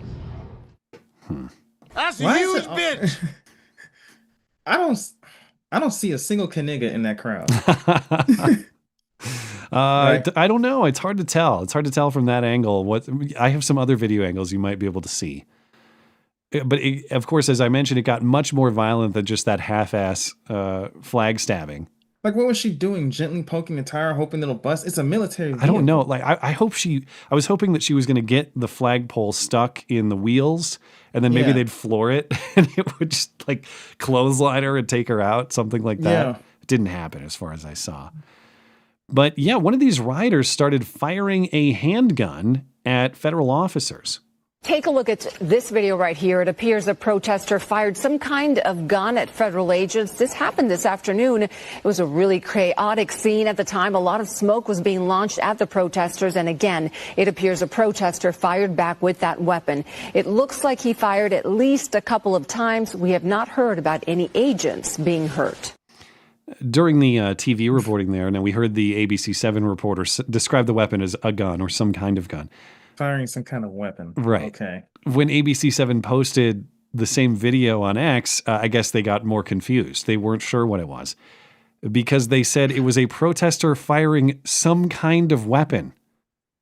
Who knows what kind of weapon that might be? I shot someone with a gun. Thank you for clarifying. I was hoping you'll play that. I appreciate when they tell you what kind of weapon they shot someone with. Well, I guarantee you that if it was a bunch of MAGA people shooting a gun, they'll describe the make, the model, the serial number, the person who was shooting it, where he lives, what he does for his job, what he had for breakfast the other day. I guarantee you they will. It's just like CNN doxing that one person that long time ago. Over the wrestling meme. That was a classic. Yeah. Now it's bizarre to me. It's just how is it some kind of weapon?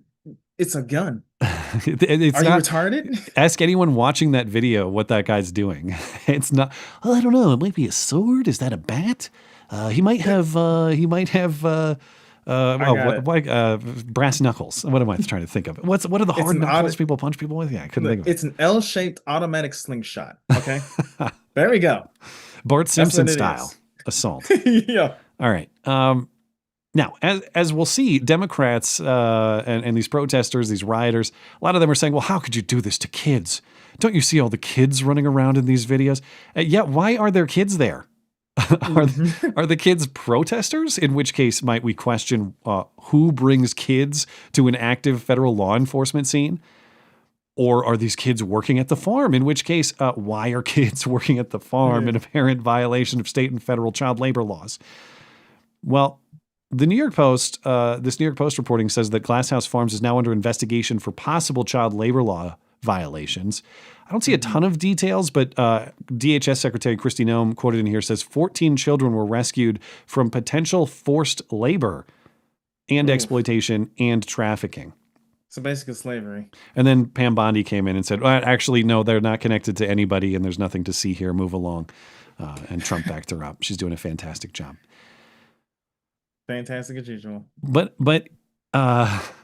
maybe more importantly, if there are kids on this scene, whether they're there protesting or whether they're there working, why are the kids in the presence of a child predator? Because one of the guys who was arrested on the scene has prior convictions for violent crime, including attempted child exploitation. He touched young people. According to Border Patrol Commissioner Rodney Scott, this guy, I don't think they've identified him, the guy they arrested, but the guy they arrested was sentenced to 7 years in prison for kidnapping and attempted rape, also attempted child molestation. Oof. And he's at the farm with a bunch of kids harvesting weed. And how dare they raid this property? People expressing that perspective include the governor of California, Gavin Newsom. Are you serious? Oh, yeah. He tweeted a video of kids running around these weed fields. And he says, kids running from tear gas, crying on their phone because their mother was taken from the fields. Trump calls me new scum, but he's the real scum. Boo. Wow. Here's the video that Gavin shared, at least part of it. You tell me, the guy crying about his mom doesn't actually look that young. He might be underage, but I don't know. This is the video. They took your mom? Good. Even if he is younger than he looks and you have sympathy for him, whose fault is it that he's working at a weed farm illegally? Might be mom's fault. Maybe mom deserves a little accountability. But she's a woman. Cannabis is like kryptonite to them. You tell kids running from tear gas on a weed farm. Why are they running from tear gas, Gavin? Is it because they're illegally working the farm?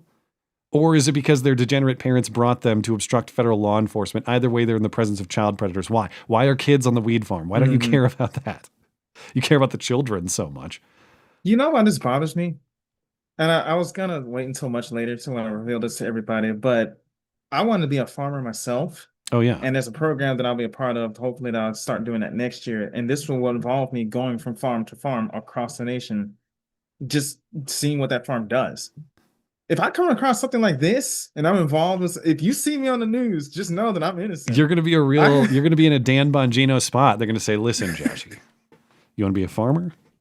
You're going to go pick that weed. We can't have you pick cotton for obvious reasons. So you're going to pick the weed and you're not going to say anything about all those little Jorges and Jose's that you see running around. Okay. And you're definitely not going to say anything when you see that Rodrigo take Jose and Jorge into his garage over there, disappear for an hour or two. All right. It's all part of the weed operation that we're running around here. I know you're joking, but it's actually very possible that you do face some variant of this moral dilemma. It's definitely possible. Yeah. I mean, sure, the program that I'm a part of and the website, you can kind of just look into that stuff, right? But I'm legitimately concerned about coming across something like this. Like, oh, hey, this looks like a nice farm to work on. I mean, they grow this and this is what they do and everything. And next thing you know, I'm staring at the barrel of a gun, either between the cartels or the FBI. Or you meet a friend on the farm and he says, Soy ilegal. Yeah, you have major problems. You're going to have to figure it out. All right. It's not just that there are a bunch of kids working there. The way they try to reframe this, kids running from tear gas. He's the real scum.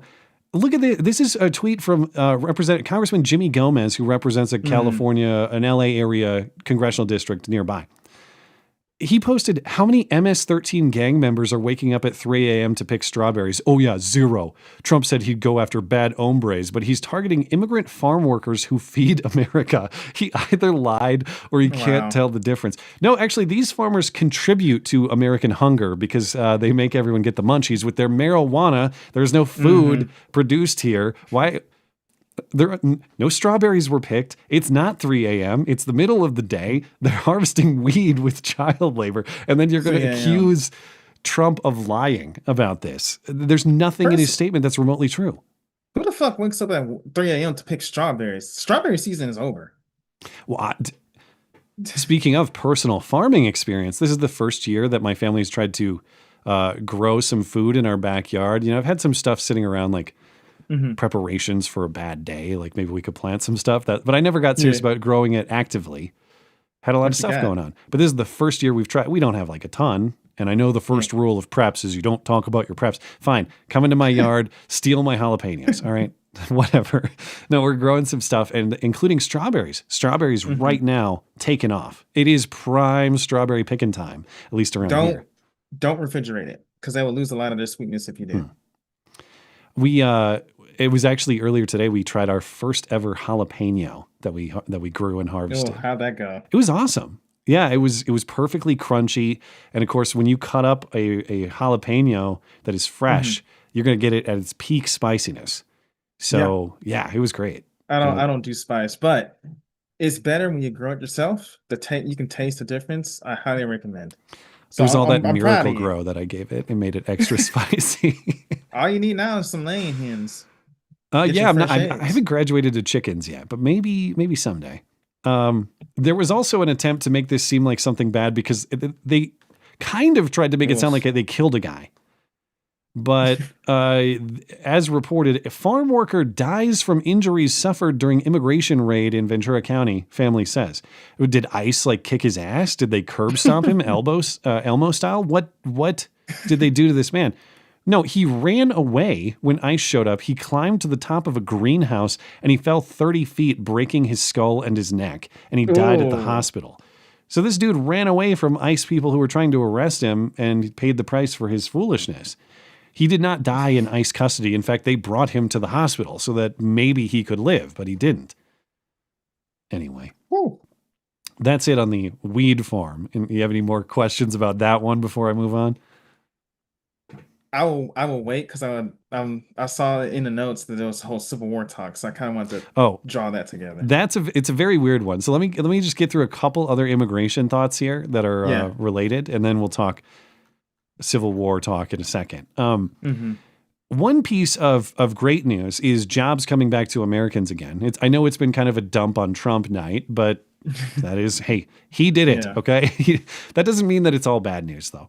Under Biden, Labor Department data showed that almost all of the new job growth was going to foreign-born workers. And that, of course, is a massive asterisk. That is a massive qualifier on all these claims of awesome jobs numbers for the last 4 years. Well, it's an awesome job situation if you're an illegal trying to pick weed on a California weed farm or whatever it is they're doing down there. Or, if you're an Indian who's getting a job at a tech company or whatever else. Yeah. Any other foreign worker coming here for work apparently was a golden age for them. Now, it looks like that trend is reversing rather dramatically. According to the Labor Department, this is the same source that was showing job growth going to foreign labor under Biden, now showing the reverse under Trump. Yes, it is an executive branch. Maybe there's some tinkering. I don't know. But I tend to believe that there's truth to this. New job gains are going 100% to Americans, as in native-born workers. Now, that doesn't mean that every single job that's created goes to a native-born American. What it means is the net, the new jobs that are created, they are being matched with the hiring of American workers in whatever other context. So it might not be, there's still opportunity for Jorge, the child molesting illegal on weed farms in California. There's still opportunity for Raju Mahan to work at YouTube, of course. Yeah. But the new jobs that are developing and opening are being filled by American workers now. And so that's great news. And then this isn't really great news, but of course everything about this was a lie. It looks like even the most basic part of the Kilmar Abrego Garcia case may be a lie. This, of course, is the saga of the Maryland father gone too soon to El Salvador. We've been told this whole time that his deportation to El Salvador was a mistake, or it was wrong, or it was an error. Of course, he's back now facing human trafficking charges. He's currently in jail in your neck of the woods in Tennessee because he and his lawyers want him in jail so that he doesn't get deported if he's released from jail. So you could go say hi to Kilmar sometime. Whatever happened to the what happened to the Salvadoran president saying that he's not coming back? Well, they changed their mind because Trump brought criminal charges for human trafficking against him, and they just negotiated his release with the Salvadoran president. So just shoot him. His case is a very important due process case, Joshi. So this is more important than the Epstein files? Are you fucking kidding me? Well, chew gum and walk at the same time. We prosecute Kilmar and we sit on a stack of Epstein files while we type up the documents. I don't know. So my Tennessee tax dollars is going to some fucker that should have just been shot on site. Oh, don't worry. Right? It's made up federal bucks. It's not your Tennessee tax dollars. It's just printed money. Don't worry about it. Yeah, but yet I can't see the fucking files. Okay. Okay. The entire basis for saying that Kilmar was mistakenly deported to El Salvador was a 2019 immigration court deportation withholding order that supposedly said that Kilmar can't be deported to El Salvador specifically because gangs there hate him and his family, and they've been extorting his mom's pupusa restaurant, and they don't like how successful she is, which always made me laugh. It's like, your mom still runs a pupusa restaurant, but she's in danger, but you're not going to go help her. And if you did, it would be a threat to you, but not to her. The answer, of course, why do these gang members hate him? Because he's in another gang. That's why. That's why they hate him. Rival gang. But when I say that everything in the Kilmar case has been a lie, I guess I took this to be true, and it might still turn out to be true. But even that point, that he wasn't to be deported to El Salvador, is now in question. According to the Tennessee Star and Reporters for Law and Crime this week, Kilmar's lawyers were not able to produce what's called an A file at the request of Judge Paula Zinnis. This is the federal judge in Maryland who's overseeing his lawsuit against Trump for that March deportation. Now, there are no cameras in federal courtrooms, but according to these reporters in this courthouse, Judge Zinnis asked Kilmar's lawyers, "You have the A file, right?" Now, an A file is an alien file. It is a comprehensive record of an illegal immigrant's interactions with immigration authorities and courts. One of Kilmar's lawyers then responded, "Well, we have what's called an file." Then he admitted that he doesn't know if that's the same as an A file or not. It turns out it's not the same thing. The file does not contain the arguments that were filed by Kilmar in 2019 about why he couldn't be deported because the gangs were going to take over his mom's pupusa restaurant. So we're actually missing record of that. Since that official record appears to be missing, there's dispute about what that judge's order in 2019 actually said. Remember, supposedly the order was he just can't be deported to El Salvador specifically because they're going to kill him for his fantastic pupusas or his mom's awesome pupusas. I have to be careful. Maybe they're related to that marijuana that was harvested in California. Yeah, maybe. Your mom's awesome pupusa sounds dirty, okay? But that's what they say in El Salvador, I guess. It does sound dirty. All right. But now there's, according to Alan Dershowitz and others, I guess the idea that he couldn't be deported to El Salvador is a misread. Now they're saying that the decision was actually that he can't be deported to Guatemala, which is not where he holds citizenship, but it's where his family moved.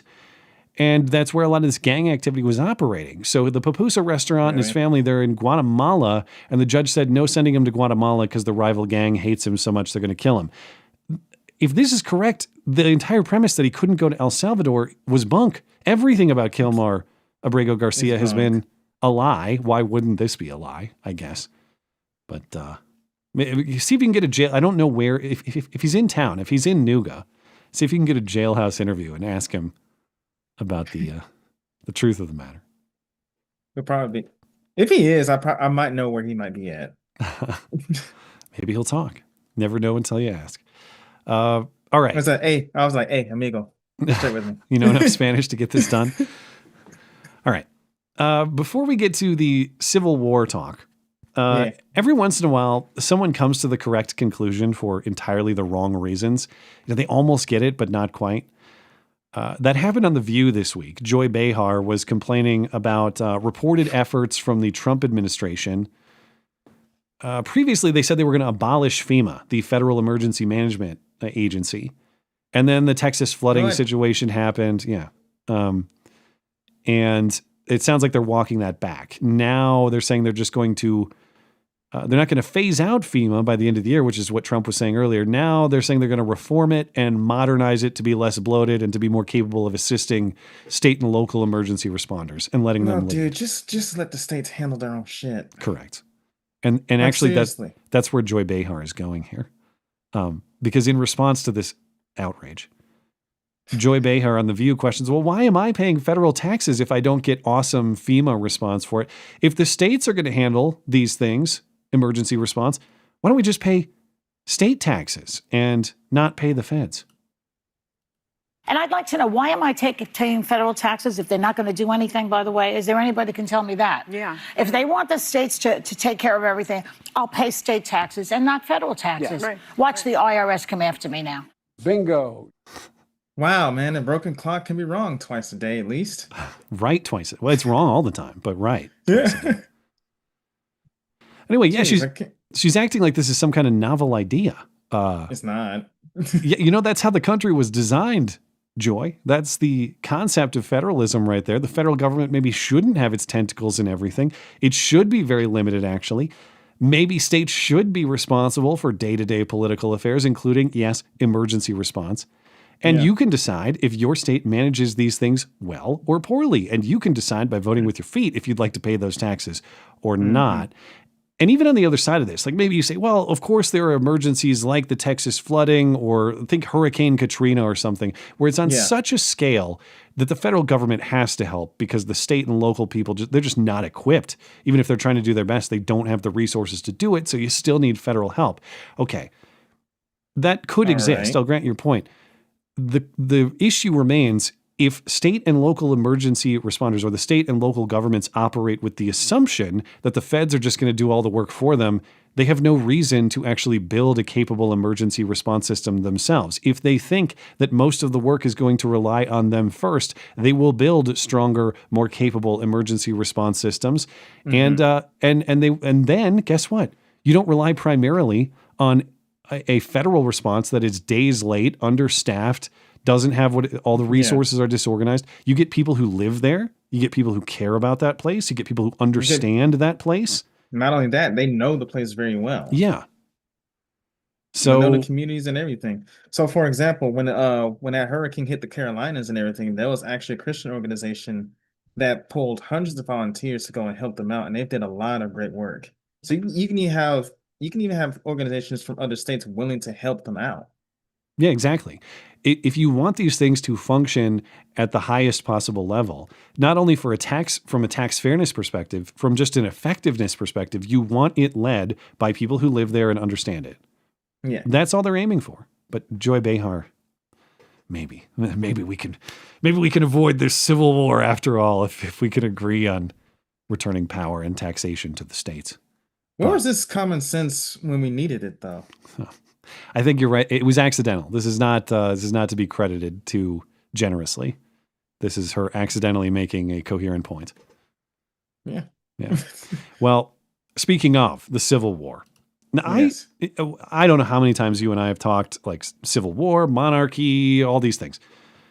So it's with you, with others on this stream, it's been we've played out these scenarios many times. Like how would it work if there was a quote unquote left versus right civil war in the United States? And we've thought about things like how would it break down geographically? And we've thought about things like, would there be a naval or seaport imbalance? That is to say that a lot of the blue territory is a lot of coastal territory. So would the hypothetical red territory have sufficient access to the oceans? Maybe you get that in the South. And you do it that way. But we've thought about this a million different ways about who would control what resources and what paths of transportation and all that stuff. This is, I've never heard this claim, and I actually don't know what this woman means, but I saw it circulating on X this week. So I wanted to consider it with you in the audience so that maybe someone can help me understand what the hell she's even talking about, if there's even a coherent point here. But Why this do they is always wear those types of glasses. Well, I'm the idiot for looking for some sense from this woman in these glasses named Unicorn Mary 1969. She's not even using 69 to be like, funny. The funny way. It's just she was born in 1969, clearly. Oh, damn Lord. Okay. She says if there's a second civil war, conservatives are screwed. Red states, whatever. Her opposition, they're all screwed because she and her friends in blue states are going to control all the fresh water. Oh, MAGA, don't you understand? If we have another civil war, all the blue states will control all the fresh water. You guys don't think this shit through, do you? Apparently you didn't think this shit through when you wore those glasses. Shit. I have no idea what the hell that she means.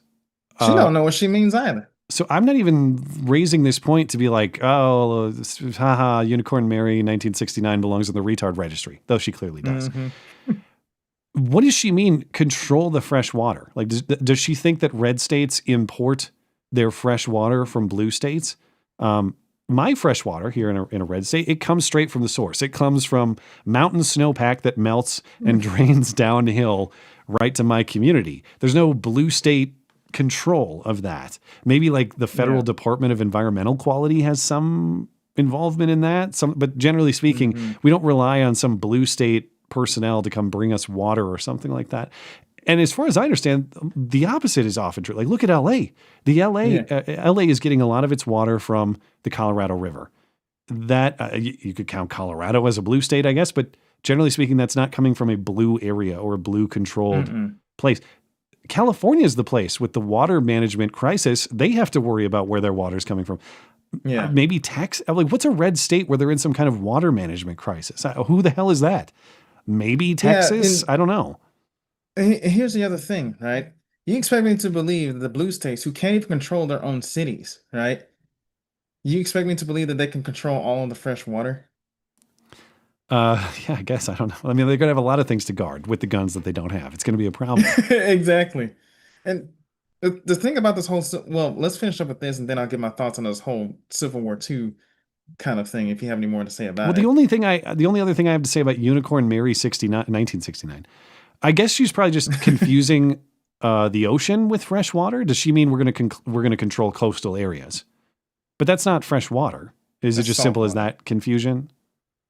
I mean, maybe she's been drinking too much salt water. If you think you understand what she means, please send me an email You can do that using the links in the description. Head on over to the contact page on my website. There's a box. You can just message me that way. I actually want to understand, and maybe there is nothing to understand here. Send your best scholars. Tim, if you're listening, I'll message you later. If you can reach out to Unicorn Mary 1969 on TikTok so that we can get clarity on this Civil War 2 point, I would love to have it. And one thing that Dangerous Spaces said is that aren't a lot of red states, like we contain farms, right? Most of the farmland is over here in the red states.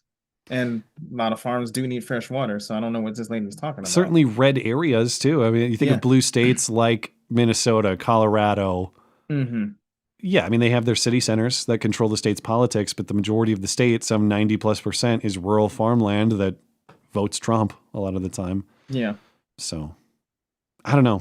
Unicorn Mary just outsmarting us with her genius. You guys don't think this shit through, do you? You had some Apparently additional we thoughts? don't.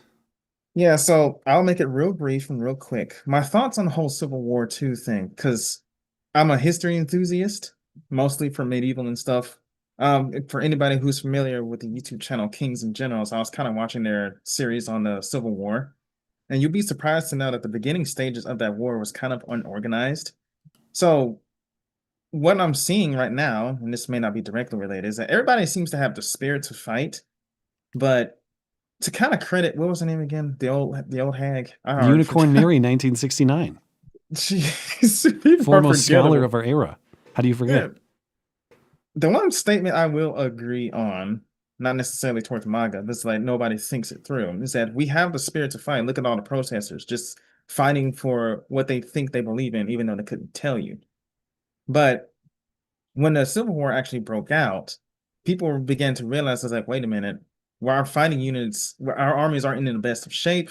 Nobody's really understanding what they're doing. Things got chaotic. So that I'm kind of, if there is a second Civil War, that might end up actually happening. It's like, what are we fighting for, right?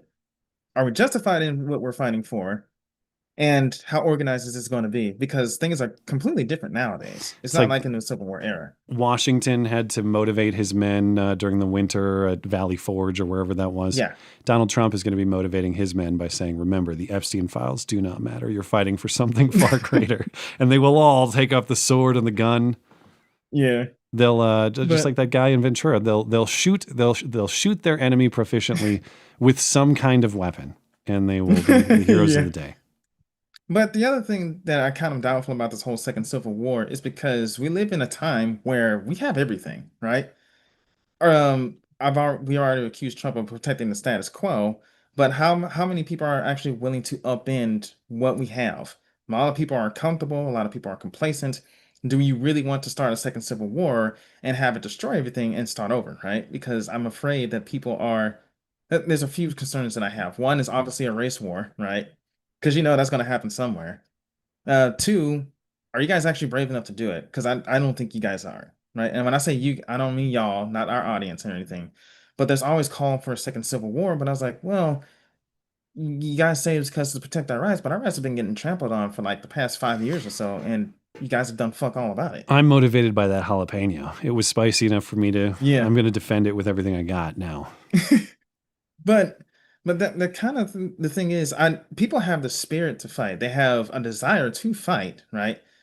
But one, how organized is it going to be? Who's going to lead us, first of all, right?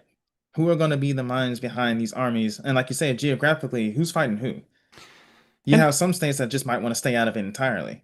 And it has to be bad enough. And I mean that in your day-to-day living experience. There's moral principle, and I think the federal government has extended far beyond its moral existence, and it would be justified to pursue Declaration of Independence solutions against it. Let's put it that way. Mm-hmm. But the reality is, for people to take up a fight like that, the alternative has to be unacceptable. And as bad as some things are, I just don't think the alternative is actually unacceptable for day-to-day life. Might be not yet. Yeah, the trajectory has been very bad, and I'm not saying things are fine. I'm just saying, I don't know. I mean, I guess the American Revolution wasn't necessarily a point of destitution in that way. Neither was the Civil War necessarily. It wasn't like starving in the streets. They were matters of principle. They were moral issues. So, yeah, I mean, to your point, even when equipped with moral truth, do we have the sort of men these days that are courageous that are enough actually to are actually willing to fight. I don't right? know. And I don't say that to like mock or blame fellow men. As much as I believe in the moral truth, the opposition of the moral truth to the current federal government, am I brave enough to put myself on the line or to risk a war that could remove me from my children's future or alter the world that they're those are all very serious considerations. And that's the thing. And it's not like I know I shit talk a lot, especially towards my fellow Christians, but that is something serious to think about. You have a lot of people with families, you got a lot of people who have a lot to live for. You got me and my dreams who want to go out and farm, right? Am I really willing to fight and upend everything for principles I neither fully understand or really care about or something like that? But some of the parallels that I'm seeing for the cause for the second Civil War and the actual Civil War that happened is that political violence was I think it was the Missouri where most of that was happening. It was either Missouri or Kansas, right? Instead of political violence is never acceptable, the aura of the time, the zeitgeist of the time was more political violence once a generation at least. Yeah. But even in this case, you can argue that this whole thing, even though it was about slavery, it was still in a sense political, right? There was a lot of politics involved with that kind of. I could go on and on about what I think is the propaganda presentation of the Civil War. Yes, slavery was a driving factor, but it is not completely explanatory of what happened. And there were serious moral issues beyond who ought to decide or whether there's a right to hold slaves, that sort of thing. It was about the relationship between the state and federal governments. And yes, slavery is a major crime. No, we shouldn't have slavery. It's a moral bad, and I'm glad we don't have it. However, states still reserve the right to police all sorts of moral wrongs. See murder, see abortion, see theft, see all sorts of things that are morally wrong, like slavery is wrong. We don't just grant the federal government the authority to come bully states and enforce the issue as they see fit. And if you do, you've undone the design of the United States, the bargain between the states and the federal government that ensures that you can live in a place that is politically representative of your will. If you lose that, you just have a big boss federal government telling you the way that it is. And really ever since then, that's kind of the direction that our country has gone. I'm glad that slavery is not here anymore, except for in the California weed farm if you're a kid. But slavery still exists in some form, right? I mean, look at the illegal immigrants that are here. You got people like Joy Behar or any type of celebrities. Well, if you guys deport these people, there won't be anybody to clean your toilets or mow your lawns or build your houses. They're basically the new slaves, right? They argue that way often, yeah. Yeah, they're basically the new slaves. Look at the kids out there at the weed farm, right? They're basically slaves at this point. So once again, it's the Democratic slaves Party. with benefits, thanks to that guy who oversees them. You know, they don't have it so bad. But once again, it's the Dems arguing on behalf of we want our slaves, right, without directly saying it. And the Republicans are like, you can't have your slaves here because it's immoral, it's illegal, right? We don't like it. But the same with the political violence. There's parallels between that because now you got all these protesters attacking ICE agents and everything. How long would it be? And then there's talks of succession. Is it succession or secession? Secession. Yeah. Succession would be like things that happen in sequence. Yeah. Okay, secession. My bad. Of course, all of this needs to directly lead to monarchy and only monarchy because it's the only way. Shut up, faggot. Great story. Compelling and rich. Are you ready for some hoax hate? Yes. Okay, let's get into it. And now, the nobody saw it happen, but it's totally a product of Trump's America hoax hate crime of the week. Ah, shit, it's backwards. You think they'll notice? Recall the case of Mario Roberson, and if you don't know that name, this is a guy in the Houston area. You probably remember him from discussion on this stream since I've discussed him many times. I think I've made individual videos about this guy too, because he is one of the few who has reached the absolute apex of hoax hate, and that is burning your own house down. The lesbian couple in Michigan did it. Jonathan Joss, that King of the Hill voice guy, he probably did it. Mario Roberson in Houston did it too. And this all started back in 2023. Mario Roberson, there's an update in the story, so it's not all recap, but to refresh your memory. back in 2023, summer of 2023, so 2 years ago, he went to a local news station in the Houston area, and he was claiming that someone had vandalized his property with racist graffiti, and he blamed the HOA. It was clearly those thugs at the HOA, because he's been at odds with the HOA, because he wanted to rent out his property short-term through Airbnb or one of the similar rental services. The HOA there doesn't allow that. You can't do short-term rental. So he had this dispute with the HOA. And Roberson wanted to rent out this property. Obviously, he wanted to make money, but he had a pressing need to make money. He owed some $20,000 plus in tax debt to the county on this property. So he had a financial urgency that he was pursuing. Gotcha. Shortly after claiming that someone vandalized the home, the house burned down and 2 people died inside, including I remember that now. one of Roberson's relatives. I'm not sure exactly who it was, but it's always in the reporting. A relative died inside. He initially said he didn't know who it was, but it's like his cousin or something. So, Didn't that go horribly wrong?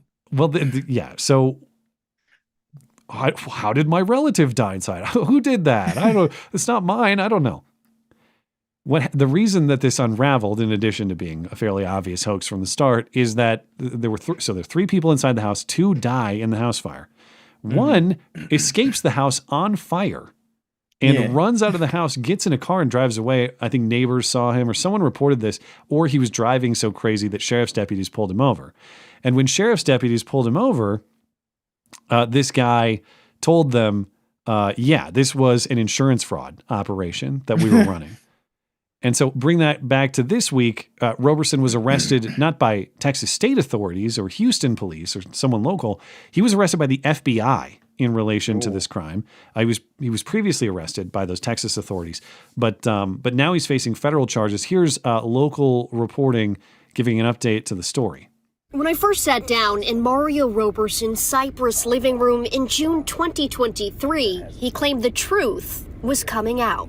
I think the Lord brings to light when evil was out there, he shined. Just 2 hours earlier, 2 people had been killed in an explosion at Roberson's Huntsville rental home, an incident he repeatedly implied was linked to alleged racism in the neighborhood's HOA. We don't like your Weeks before kind. the fire, Roberson contacted ABC 13, claiming the HOA was behind racist graffiti on his home. But in a newly unsealed federal indictment, authorities claim Roberson orchestrated both the graffiti and arson, hiring a family member who hired 2 others to help start the fire, all part of a purported attempt to collect insurance money.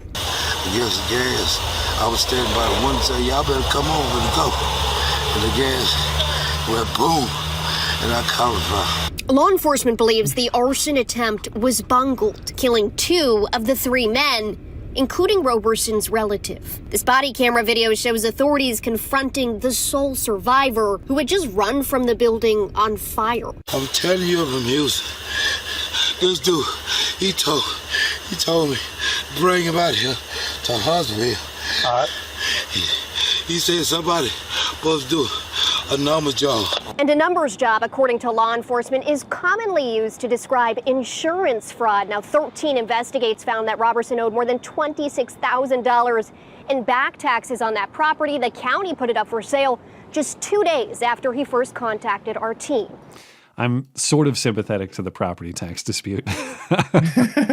He should have burned down their houses, not his house. It was the wrong house. But Bro, this is why you don't get niggas to do that kind of job. That just fucking up. I need to go back and visit. Was that guy driving a truck down the street with his body like half burned to a crisp? It sounds like he's dying when they're talking to him. It was a numbers Yeah, that's job. what I was kind of We wondering. lit the gas and the gas went boom. He is not Lord. well. That guy He is is not well at messed all. up. And it looks like he was driving away. He didn't just run away. Like, it looks like he was driving a truck. Okay. Why is this back in the news? Again, because it's a new federal indictment against Roberson that is now public. He's now facing 12 new federal charges, including, sufficient to potentially put him in jail or prison for life. This guy might go to prison for life for hoax hate, which, I mean, that would top Jussie Smollett. Jussie, he did his 3 days or whatever. Most of the time, people just get away with these things get swept under the rug. Rarely do I see people sent to prison for hoax hate. prison for life, which may or may not happen, but if it does, this guy is like the top tier legend of hoax hate. The federal charges he's facing are wire fraud, conspiracy to commit arson, conspiracy to violate the Travel Act. Now you might wonder, why not like murder or whatever the charge would be for killing his family member and the other guy? My understanding is those are being prosecuted in Texas state jurisdiction.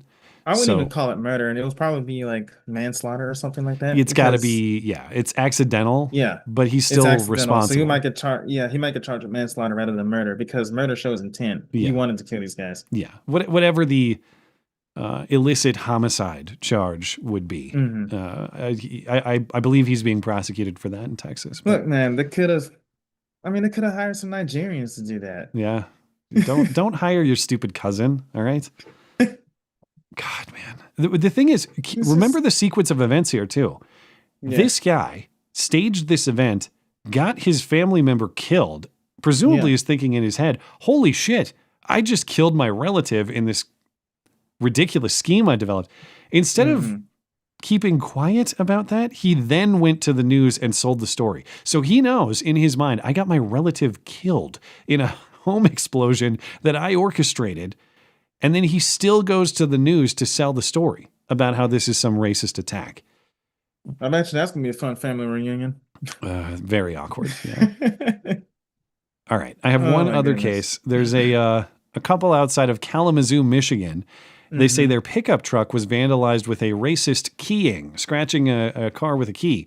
Sometime early Thursday morning, Jason and Tanisha Harris were on their honeymoon this past week.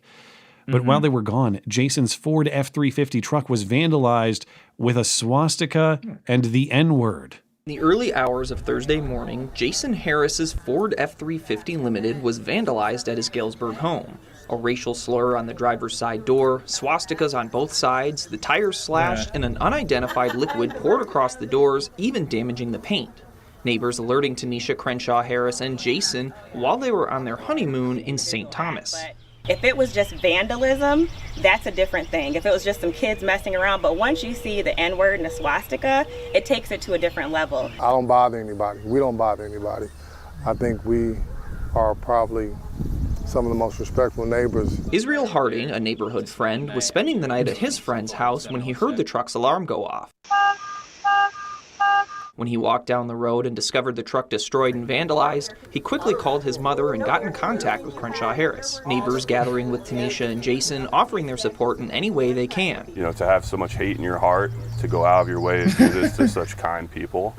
John Fetterman was there? Wow. We will find you. We are not scared, but we will prosecute you to the fullest, and that's the plan. I shouldn't have spoken over that. John Fetterman stunt double actually, he did the meme. He said the thing. I can't believe that someone would have so much like hate in their heart. He read the script. Oh my God. As of Friday, the Kalamazoo County Sheriff's Department has no suspects or leads. Now, I wanted to backtrack a little bit because I have questions about how... I looked through to find a GoFundMe, the obvious sign of a fake. I don't see one, in fairness. However, a little smarter about that. The story about how this was detected, I still have questions about. Yeah. So just to recap, the neighbor is saying that the car alarm on this truck went off, which triggered his Ring camera down the block or across the street. But I'm not even... it's like this, he's a friend who was sleeping at a neighbor's house or something. Anyway... Guy who was there was alerted by a Ring camera at the home he was living at or staying at, detecting the car alarm at their house nearby. That's how he was alerted. Then he goes to investigate and he finds the truck vandalized and he tells the family. Now, I don't know how, as far as I gather, the way that these car alarms can be triggered depends on the car, the truck, the model. An F-350 Limited probably, I don't know what kind of sensors it has on it, but isn't it more than just like you tried to pull the handle too many times or something like that? I don't know. It depends. Like you said, some cars are real sensitive about it. Like you can accidentally tap it, it'll go off. Yeah. And some you really have to try. I guess my question is, on a relatively new F-350 Limited, which I guess I don't know all Ford trims, but generally speaking, Limited is stuff that has all the bells and whistles. What are the sensors that trip a car alarm? My question is, how did this guy successfully complete this amount of vandalism and then trip the car alarm after it was completed and then disappear?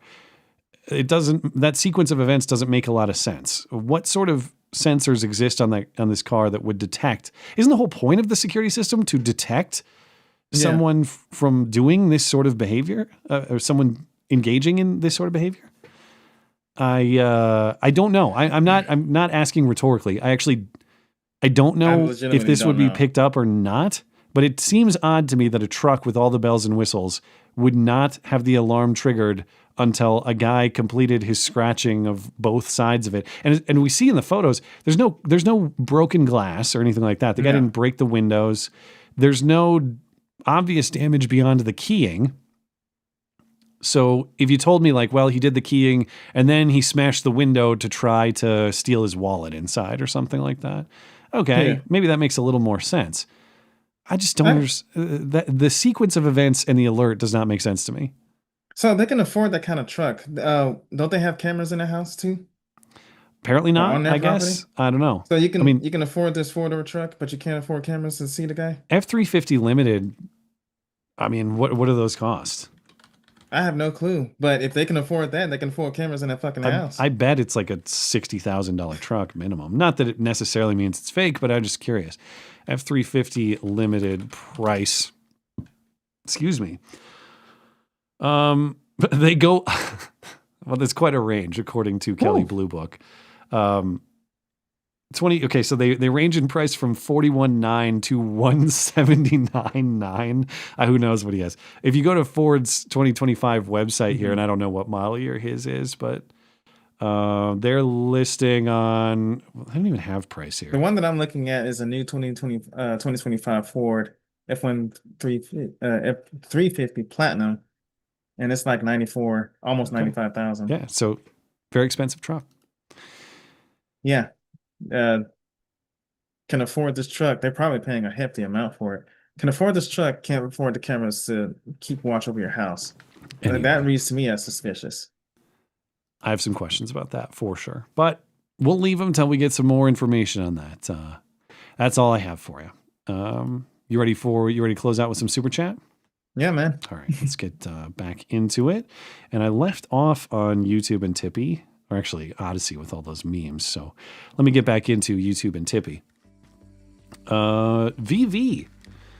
Two things. One, cancel the professor. This was the case that Liberty Doll was talking about. We're simply using their own standards against them. How many students of this professor effectively canceled their grades for being Christian or nominally right-wing? Yeah, I mean, you're right that she happened to just say it out loud in this case. How many people has she maybe done this? She's been teaching at this community college or in a similar setting for 30 years. How many people has she maybe done this to over time? And why did it take so long for her to finally get fired? Yeah. Especially, this episode is bad enough, but calling in because you can't handle election results in 2025. Well, here, I can vouch for that for a little bit. I had a professor when I was in college who canceled class because GTA 5 came out. That's more respectable. That's just like more respectable. That's just like I need an off day for recreation for whatever my purposes may be. But what upset me about that professor was the fact that once again you have these fake Christians out there and talking about Jesus didn't have a gun, he wouldn't do these things. And Jesus also took a cord and a whip and whipped people out of the temple, right? He did do some enforcement. Yeah, he did some enforcement down there. In fact, that was one of my.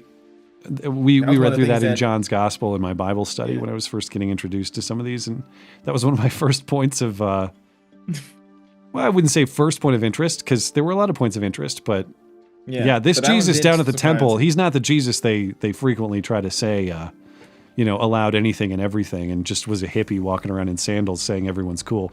He definitely didn't think everyone down there was cool. He had some tables to flip. And they don't read the Bible. I mean, I'm not claiming to be a Bible expert, but these people don't read. Well, yeah, the argument is always, I can't believe you don't uphold the standards of the book that I hate and don't respect myself. You love referencing Jesus, but you hate us Christians. Yeah. It's a tool of power, of course, like anything else. Donde 2K, 1860 Dems, we're going to dig our privies. Who's going to dig our privies and pick our cotton? 2025 Dems. Who's going to clean our toilets and work our weed farms? Yeah, I mean, it's a matter of national security. We'll be hungry without the weed farms. Yep, great minds think alike. That's same thing. Injured Guardian. Thank you, Donde. Dragons are jealous. Humans are usually envious. That's a Homer Simpson thing where Is he it? actually. That's what it made me think, right? Because Homer gave the correct definition of envy versus jealousy, right? I guess I don't know. They seem like synonyms to me. Okay, so jealousy is, to describe it, and I'm going to give you a connotation of it. Jealousy is coveting something you don't have, right? Or something. Is it that you do have it? Envy is what you don't. You envy somebody of something you don't have, right? So, for example, let's say that you're married, and let's say that some dude that your wife was just commenting on a dude that she thought looked nice. He was well dressed or something, and that made you jealous. Okay. You already have your wife. Yeah. But that makes you jealous, right? That would be jealousy. Envy would be that some dude. But I don't have that guy's dress. That's the problem. Yeah. All right. Yeah. Envy would be like, oh, I'm envious of him because he's well dressed and I'm not. Something like the that. same thing? They seem like the same to me. Well, they can be similar, but they do have differences. I'm going to get to the bottom of this. I'm going to investigate. That's a hard word to spell. Jealousy versus envy. Difference. Okay. If you're, this is according to AI pulling from thegoodtrade.com. Who knows if this is credible or not? Oh no, I always go to dictionary.com. Well, but I need to compare two words. That's fair. If you're worried you may lose something or someone to another person, you're experiencing jealousy. Okay, that's kind of what you were saying. I see what you're saying now. Yeah. What you have may be taken by someone else. Got it. Yeah. But if you're yearning for what someone else currently has that you don't, that's envy. So if I see well-dressed man, my wife compliments him, oh, he might take my wife from me. That's jealousy. But if I look at a guy and think, wow, his wife is very attractive, that's envy. Not necessarily. So, for example, let's say that some young man sees your wife, but he's envious because that's not his wife. Your wife isn't his wife. Does that make sense? And he wants that. I'm gonna say, where's my button for that? All right. I agree with that. Fair enough. All right, good. Let's move on. Thank you, Injured Guardian. AP, would it be weird to invite you guys to my 40th birthday party in December? Big moment in life. Want to extend an invitation to those who bring sanity to it twice a week. Well, thank you. I'm honored that you would think of us. I can't promise that I'd be able to attend, especially if it's far away or something. But AP, I can tell you that I could probably arrange to call into your party or to participate in some way. So if you want to send me an email, we could figure that out. So thanks for supporting the show. Yeah. Why would you want a Kaniga over there? I don't know. I don't know if he means I don't put you on the spot to commit to things. But if you want Joshy there, I can ask him. Well, it depends on where you are. Yeah. And how safe I feel as a black man. How racist is this birthday party? Hopefully very racist. Properly done. Yeah. Anyway, let's get over to thoughts and blogs. Great Lakes contain about 90% of the surface level freshwater in the U.S. So maybe she's talking about that. However, even if she means we'll control the Great Lakes, what about Wisconsin? What about Michigan? What about Pennsylvania? What about Ohio? These are all Great Lakes states that voted Trump. Indiana counts too, doesn't it? Doesn't Indiana have a border on Lake Michigan? My geography is failing. Indiana is close enough. Isn't Gary on the lake? Hang on. Look it up for me. I'm pretty sure Indiana has a Lake Michigan coastline, does it not? Let me look. Indiana, correct? Yeah. I'm not seeing it near. What? Wait, you talking about when? I'm being really Indiana totally does. Bingo. Yes. Yeah, the southern edge of Lake Michigan is Indiana. So Indiana counts too. Yeah, Gary, Michigan City, all that stuff. All right. How the fuck did I miss that? I don't know. Anyway. Well, I don't have my I thought that glasses was today. Kaniga territory, Chicago and Gary. You're supposed to know. Well, that's why I don't go there.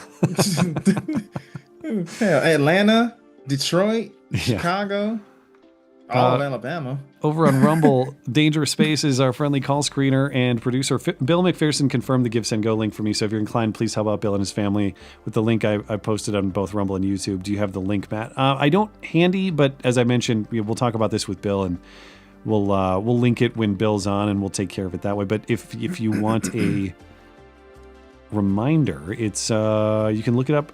Support for spinal surgery on Give, Send, Go. Thank you, Bill. We'll talk to you soon. Dangerous Spaces also says we need to increase minimum wages. It will not raise costs, and you're stupid if you think it will. Also, if we kick out illegals, we will need to raise wages, which raise food costs. Fucking what? Yeah. Well. Yeah. It's like an argument from Unicorn Mary, 1969. I can't make any sense of it. I just have to kind of nod my head. Thank you, Dangerous Spaces. Palatine. Matt, I'll be in Vegas next week, so I'll miss the live stream. I need your advice on whether what to do, or whether to do the following while there. A, gamble. B, drink. C, hookers and blow. Does anybody offer the Hunter Biden suite or the Hunter Biden experience? That would be my recommendation. Actually, my Vegas experience is very limited. I've been twice. One was a bachelor party that was disastrous, and I can't discuss any further than that because I don't want to implicate people who are involved in my personal life. So that was awful. That was the first time I went. It was 2014.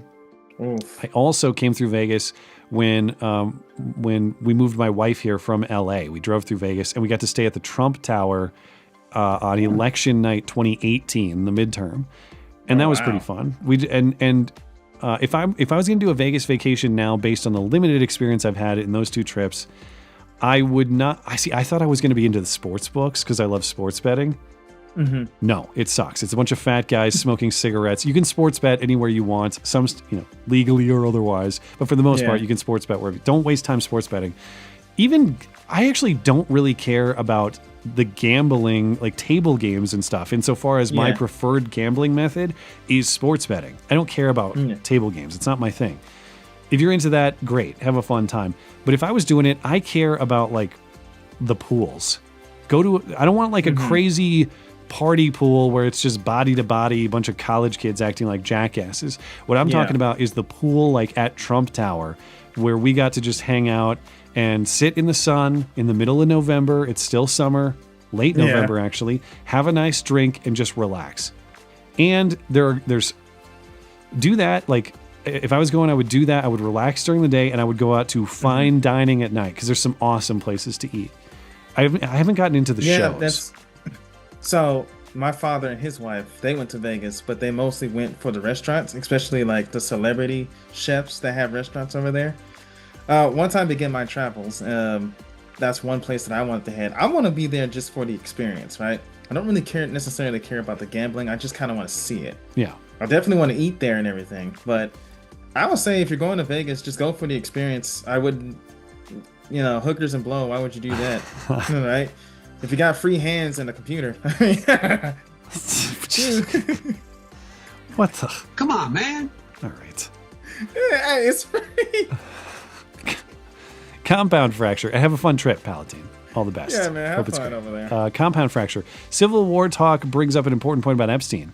Would anything really change if the list was released? Do people actually have the will to remove the people implicated from power or influence? It's an interesting hypothetical. Let's say the list was released and there's credible evidence to say people A, B, and C are connected to Epstein in a meaningful way. That is to say, participated in wood chipper activities, as Liberty Doll called them, Rape Island activities. And let's say Pam Bondi's DOJ, Trump's DOJ, they still said, here's the evidence. We just don't think it's sufficient to prosecute, even though it's like night and day clear that they should be prosecuted. Then what? That's an interesting question. Do we have Civil War II over going to get the pedos? I thought it was going to be the gay war. It might be the pedo war. Some might say those are similar wars, but I think they're distinct in this context. Yeah. See, my thing is that, let's say that the Epstein files were real and everybody was implemented in there, right? If it's anything like Doge, and we find out who was all involved and everything, and absolutely nothing happens, I still think nobody's going to do anything about it. So yeah, I kind of that's kind of the sad reality, right? I mean, I know we're all clamoring for this because we all think it's important, but even if, let's say that Pam Bondi does release this truckload of evidence and everything, and then nothing happens, then what? Yeah, well, yeah, are we a courageous country anymore, or are we not? Because if we're going after the king for taxing our tea, I think we got to go after the king for raping kids or covering us. That's the thing, though. We actually had, I'm not saying we, but they actually had principles and morals back then, right? And they had. Now, do I think it's a mistake that we overthrew the crown like the dumbasses we are? Yes, right. But if you're going to do it, hey, do it courageously. You got to respect it. Yeah, I respect the hustle. All right, they did it. All right, they managed to do it. They got their own country. George should have made himself king, but he didn't because he's a massive puss. Anyway, compound fracture. Thank you, Ramsey C. Just want to give an extra $1 to support your excellent work. Well, thank you. I'll also drop a dime for David Wood and AP when Islam comes up again. Sure, yeah. Hopefully not soon. Texas is in trouble on that front. Also says like and share, or you are a fudge-packing, starfish-licking Dylan Mulvaney ass pirate. I guess what I just have to say to you is, are you gay? Are you gay? Are you a gay man? If you don't share the show, I guess you are. Thank you, Ramsey. Dangerous Spaces adds, just FYI, there is a charge of felony murder that allows someone to be charged with murder if the death occurs during the commission of a serious crime, even if they didn't intend to kill anyone. It varies by state. It could be the case in Texas, but that's what they got Derek Chauvin on in Minnesota. They were saying it was a felony assault that resulted in a death. So if he's committing some sort of property crime felony or fraud felony with the hoax hate and someone dies in that, I don't know what Texas law has to say about felony murder. But in theory, it could be a possibility. Dangerous Spaces says there was a video on Twitter of a woman saying all her friends are calling her up and saying my gardener or housekeeper hasn't showed up. I swear these fuckers just want a permanent underclass. Well, have you seen the traffic in LA? Have you seen the reporting on that? No, I haven't. LA traffic way down. Like there was a Jesse Waters report on this on Fox News the other day. You can go 65 down the 405. I don't have a ton of LA experience, but I know enough to know that that's not common. And I've driven enough in LA to know that I never want to drive there again. So the thinking is that so much of these illegals have either self-deported or they're just not out driving as they usually would be, which means you can actually drive around a major American city again. Other than the Epstein stuff, it's just so much winning. I can't handle the winning anymore. Please, that's too much.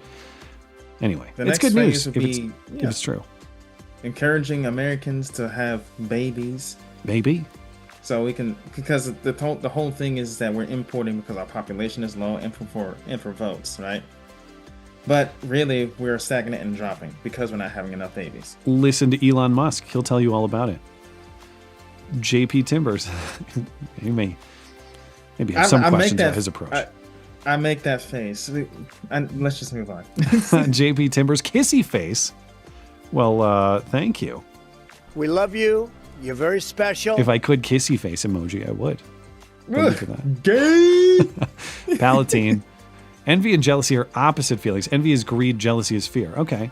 You envy what others have. Jealousy is fear of losing what you have. Right. That's yeah. Okay. I wish I could put it like that, but yeah, that's basically it. There you go. We have our. I guess that's not grammar. What would the term be? Just English expert. Thank you for that. That can be grammatic. No, that can be grammar. It's not really sentence structure. It's just like word definitions. I mean, oh yeah, my God. but that's. Sorry, finish your thought. I just saw something. No. It's still part of grammar. We got clarity on the Elmo tweets. I don't know if these are real, but they look real. It looks like someone hacked Elmo's account and posted some things including kill all Jews. Elmo says, quote, all caps, all Jays should die. Fuck Jays. Donald Trump is oh my goodness. He's Netanyahu's puppet because he's in the Epstein files. Jays control the world and need to be exterminated. Release the files, Donald Trump, you child fucker. Jeez. Good Lord. Elmo went off. And I kind of find it funny how Elmo's calling Trump a puppet, right? Well, I guess I didn't even think of that irony. That is funny. That is well played on that one. Let's see. Brushing the hair back. Blanket says Matt was talking. You were talking about this. Surprised you didn't see it because it was trending. I didn't. You're actually breaking news to me. I missed that on X over the last couple of days. So I guess they deleted it quick. Blankets asks, what kind of fruit and vegetables are you making? We are growing a lot of peppers. So my jalapenos are coming in. Ghost peppers have yet to come in, but I'm told those take a while. We got a lot of bell peppers. Oh yeah. Not just the ghost pepper and a variety of ghost pepper called chocolate ghost pepper. I don't know what that means, but I want to try it. Oh, Lord. And then we got, tomatoes, tomatillos, radishes. We don't have any lettuce or anything. For the most part, everything's coming in. Nothing has really failed. We got cucumbers too. Move. Yeah, it's kind of exciting. I've never done this backyard raised garden bed bit. Sort of fun. Oh, it's amazing. Yeah. You'll love it. Yeah, it's cool. Every day I get older, I'm like, oh yeah, it is awesome to grow stuff in your backyard and try to get to bed early. Those are, what great kind times. of radishes, if I must ask? I don't know what specific kind, just like generic radishes, as far as I recall. Are they long? Are they round? They're more round. We've pulled a few out of there. Okay. They taste kind of spicy. Those might be. I can't remember the name, but I was wondering. I think all radishes like that are kind of spicy, but yeah. We got strawberries too. That's like the only. Well, tomatoes are technically a fruit, I guess. Tomatillos maybe. Technically, everything is a fruit, but yeah, are peppers technically a fruit? I don't know. Maybe they are. Well, if it bears fruit, then yes, but because they grow on a stalk and tomatoes grow on a vine. Is that the difference? Is that what separates them? Like vegetables and fruits? Like, for example, potatoes, carrots, radishes, they would be considered roots. Okay. See, I thought vegetables were something you're jealous of and fruits are something you're envious of. I thought that was the distinction. No? Well, they're interchangeable. Okay. Blanket says, Matt, will you be using the fruit to make a pie and cake? That's too advanced. We're not very accomplished in our agricultural or culinary skills, so we're just taking it one step at a time. Also says, Matt, are you going to be making salsa? I would love to with the tomatillos. I think that's a great direction to go. What do you think about making a cooking channel? No, I'm not doing that. Maybe I'll do a blog of my farming adventures or something like that. Somebody suggested that I do. Yeah, your channel, you'll have a more credible presentation. If I tried to do gardening and cooking, no. It's still a no. It will be a no. It is a no, and I don't have anything else to add. Never ask me again. Yeah. The Elmo post happened a couple hours ago. It's trending now. Okay, so that's why I didn't see it. It must have happened really recently. Okay. Yeah. So, news to me. All right. I think we're all set. Let me give a quick refresh on YouTube and Tippy. Make sure I didn't miss these. Miss anything. I don't think I did. Let's see. Yeah, we're all set. All right. Anything else before we're out of here? No, that's pretty much it for me for tonight. Okay. Well, thank you, one and all, for tuning in tonight. Appreciate you, live chatters, super chatters, everybody making the live show a success. If you're listening on demand later, thank you kindly as well for supporting the show. Thanks to Liberty Doll for joining tonight. Find her YouTube channel and her X account linked atop the description. Thanks, of course, to Joshy Boy for sitting in tonight. Thanks to producer Tim for his assistance as always. If you'd like to find more to listen to, check out the podcast page on my website, mattchristiansenmedia.com/podcasts. You get the video show there, of course, but there's also the audio feeds of the show if you prefer audio podcast listening, wherever your summer travels may take you. Anything else show-related, mattchristiansenmedia.com is where you'll find it, or mattis.gay if you prefer brevity. I'm back on Sunday and Wednesday nights. Hope to see you then. Have a great night and a great week. Thanks for tuning in. Good night, everyone.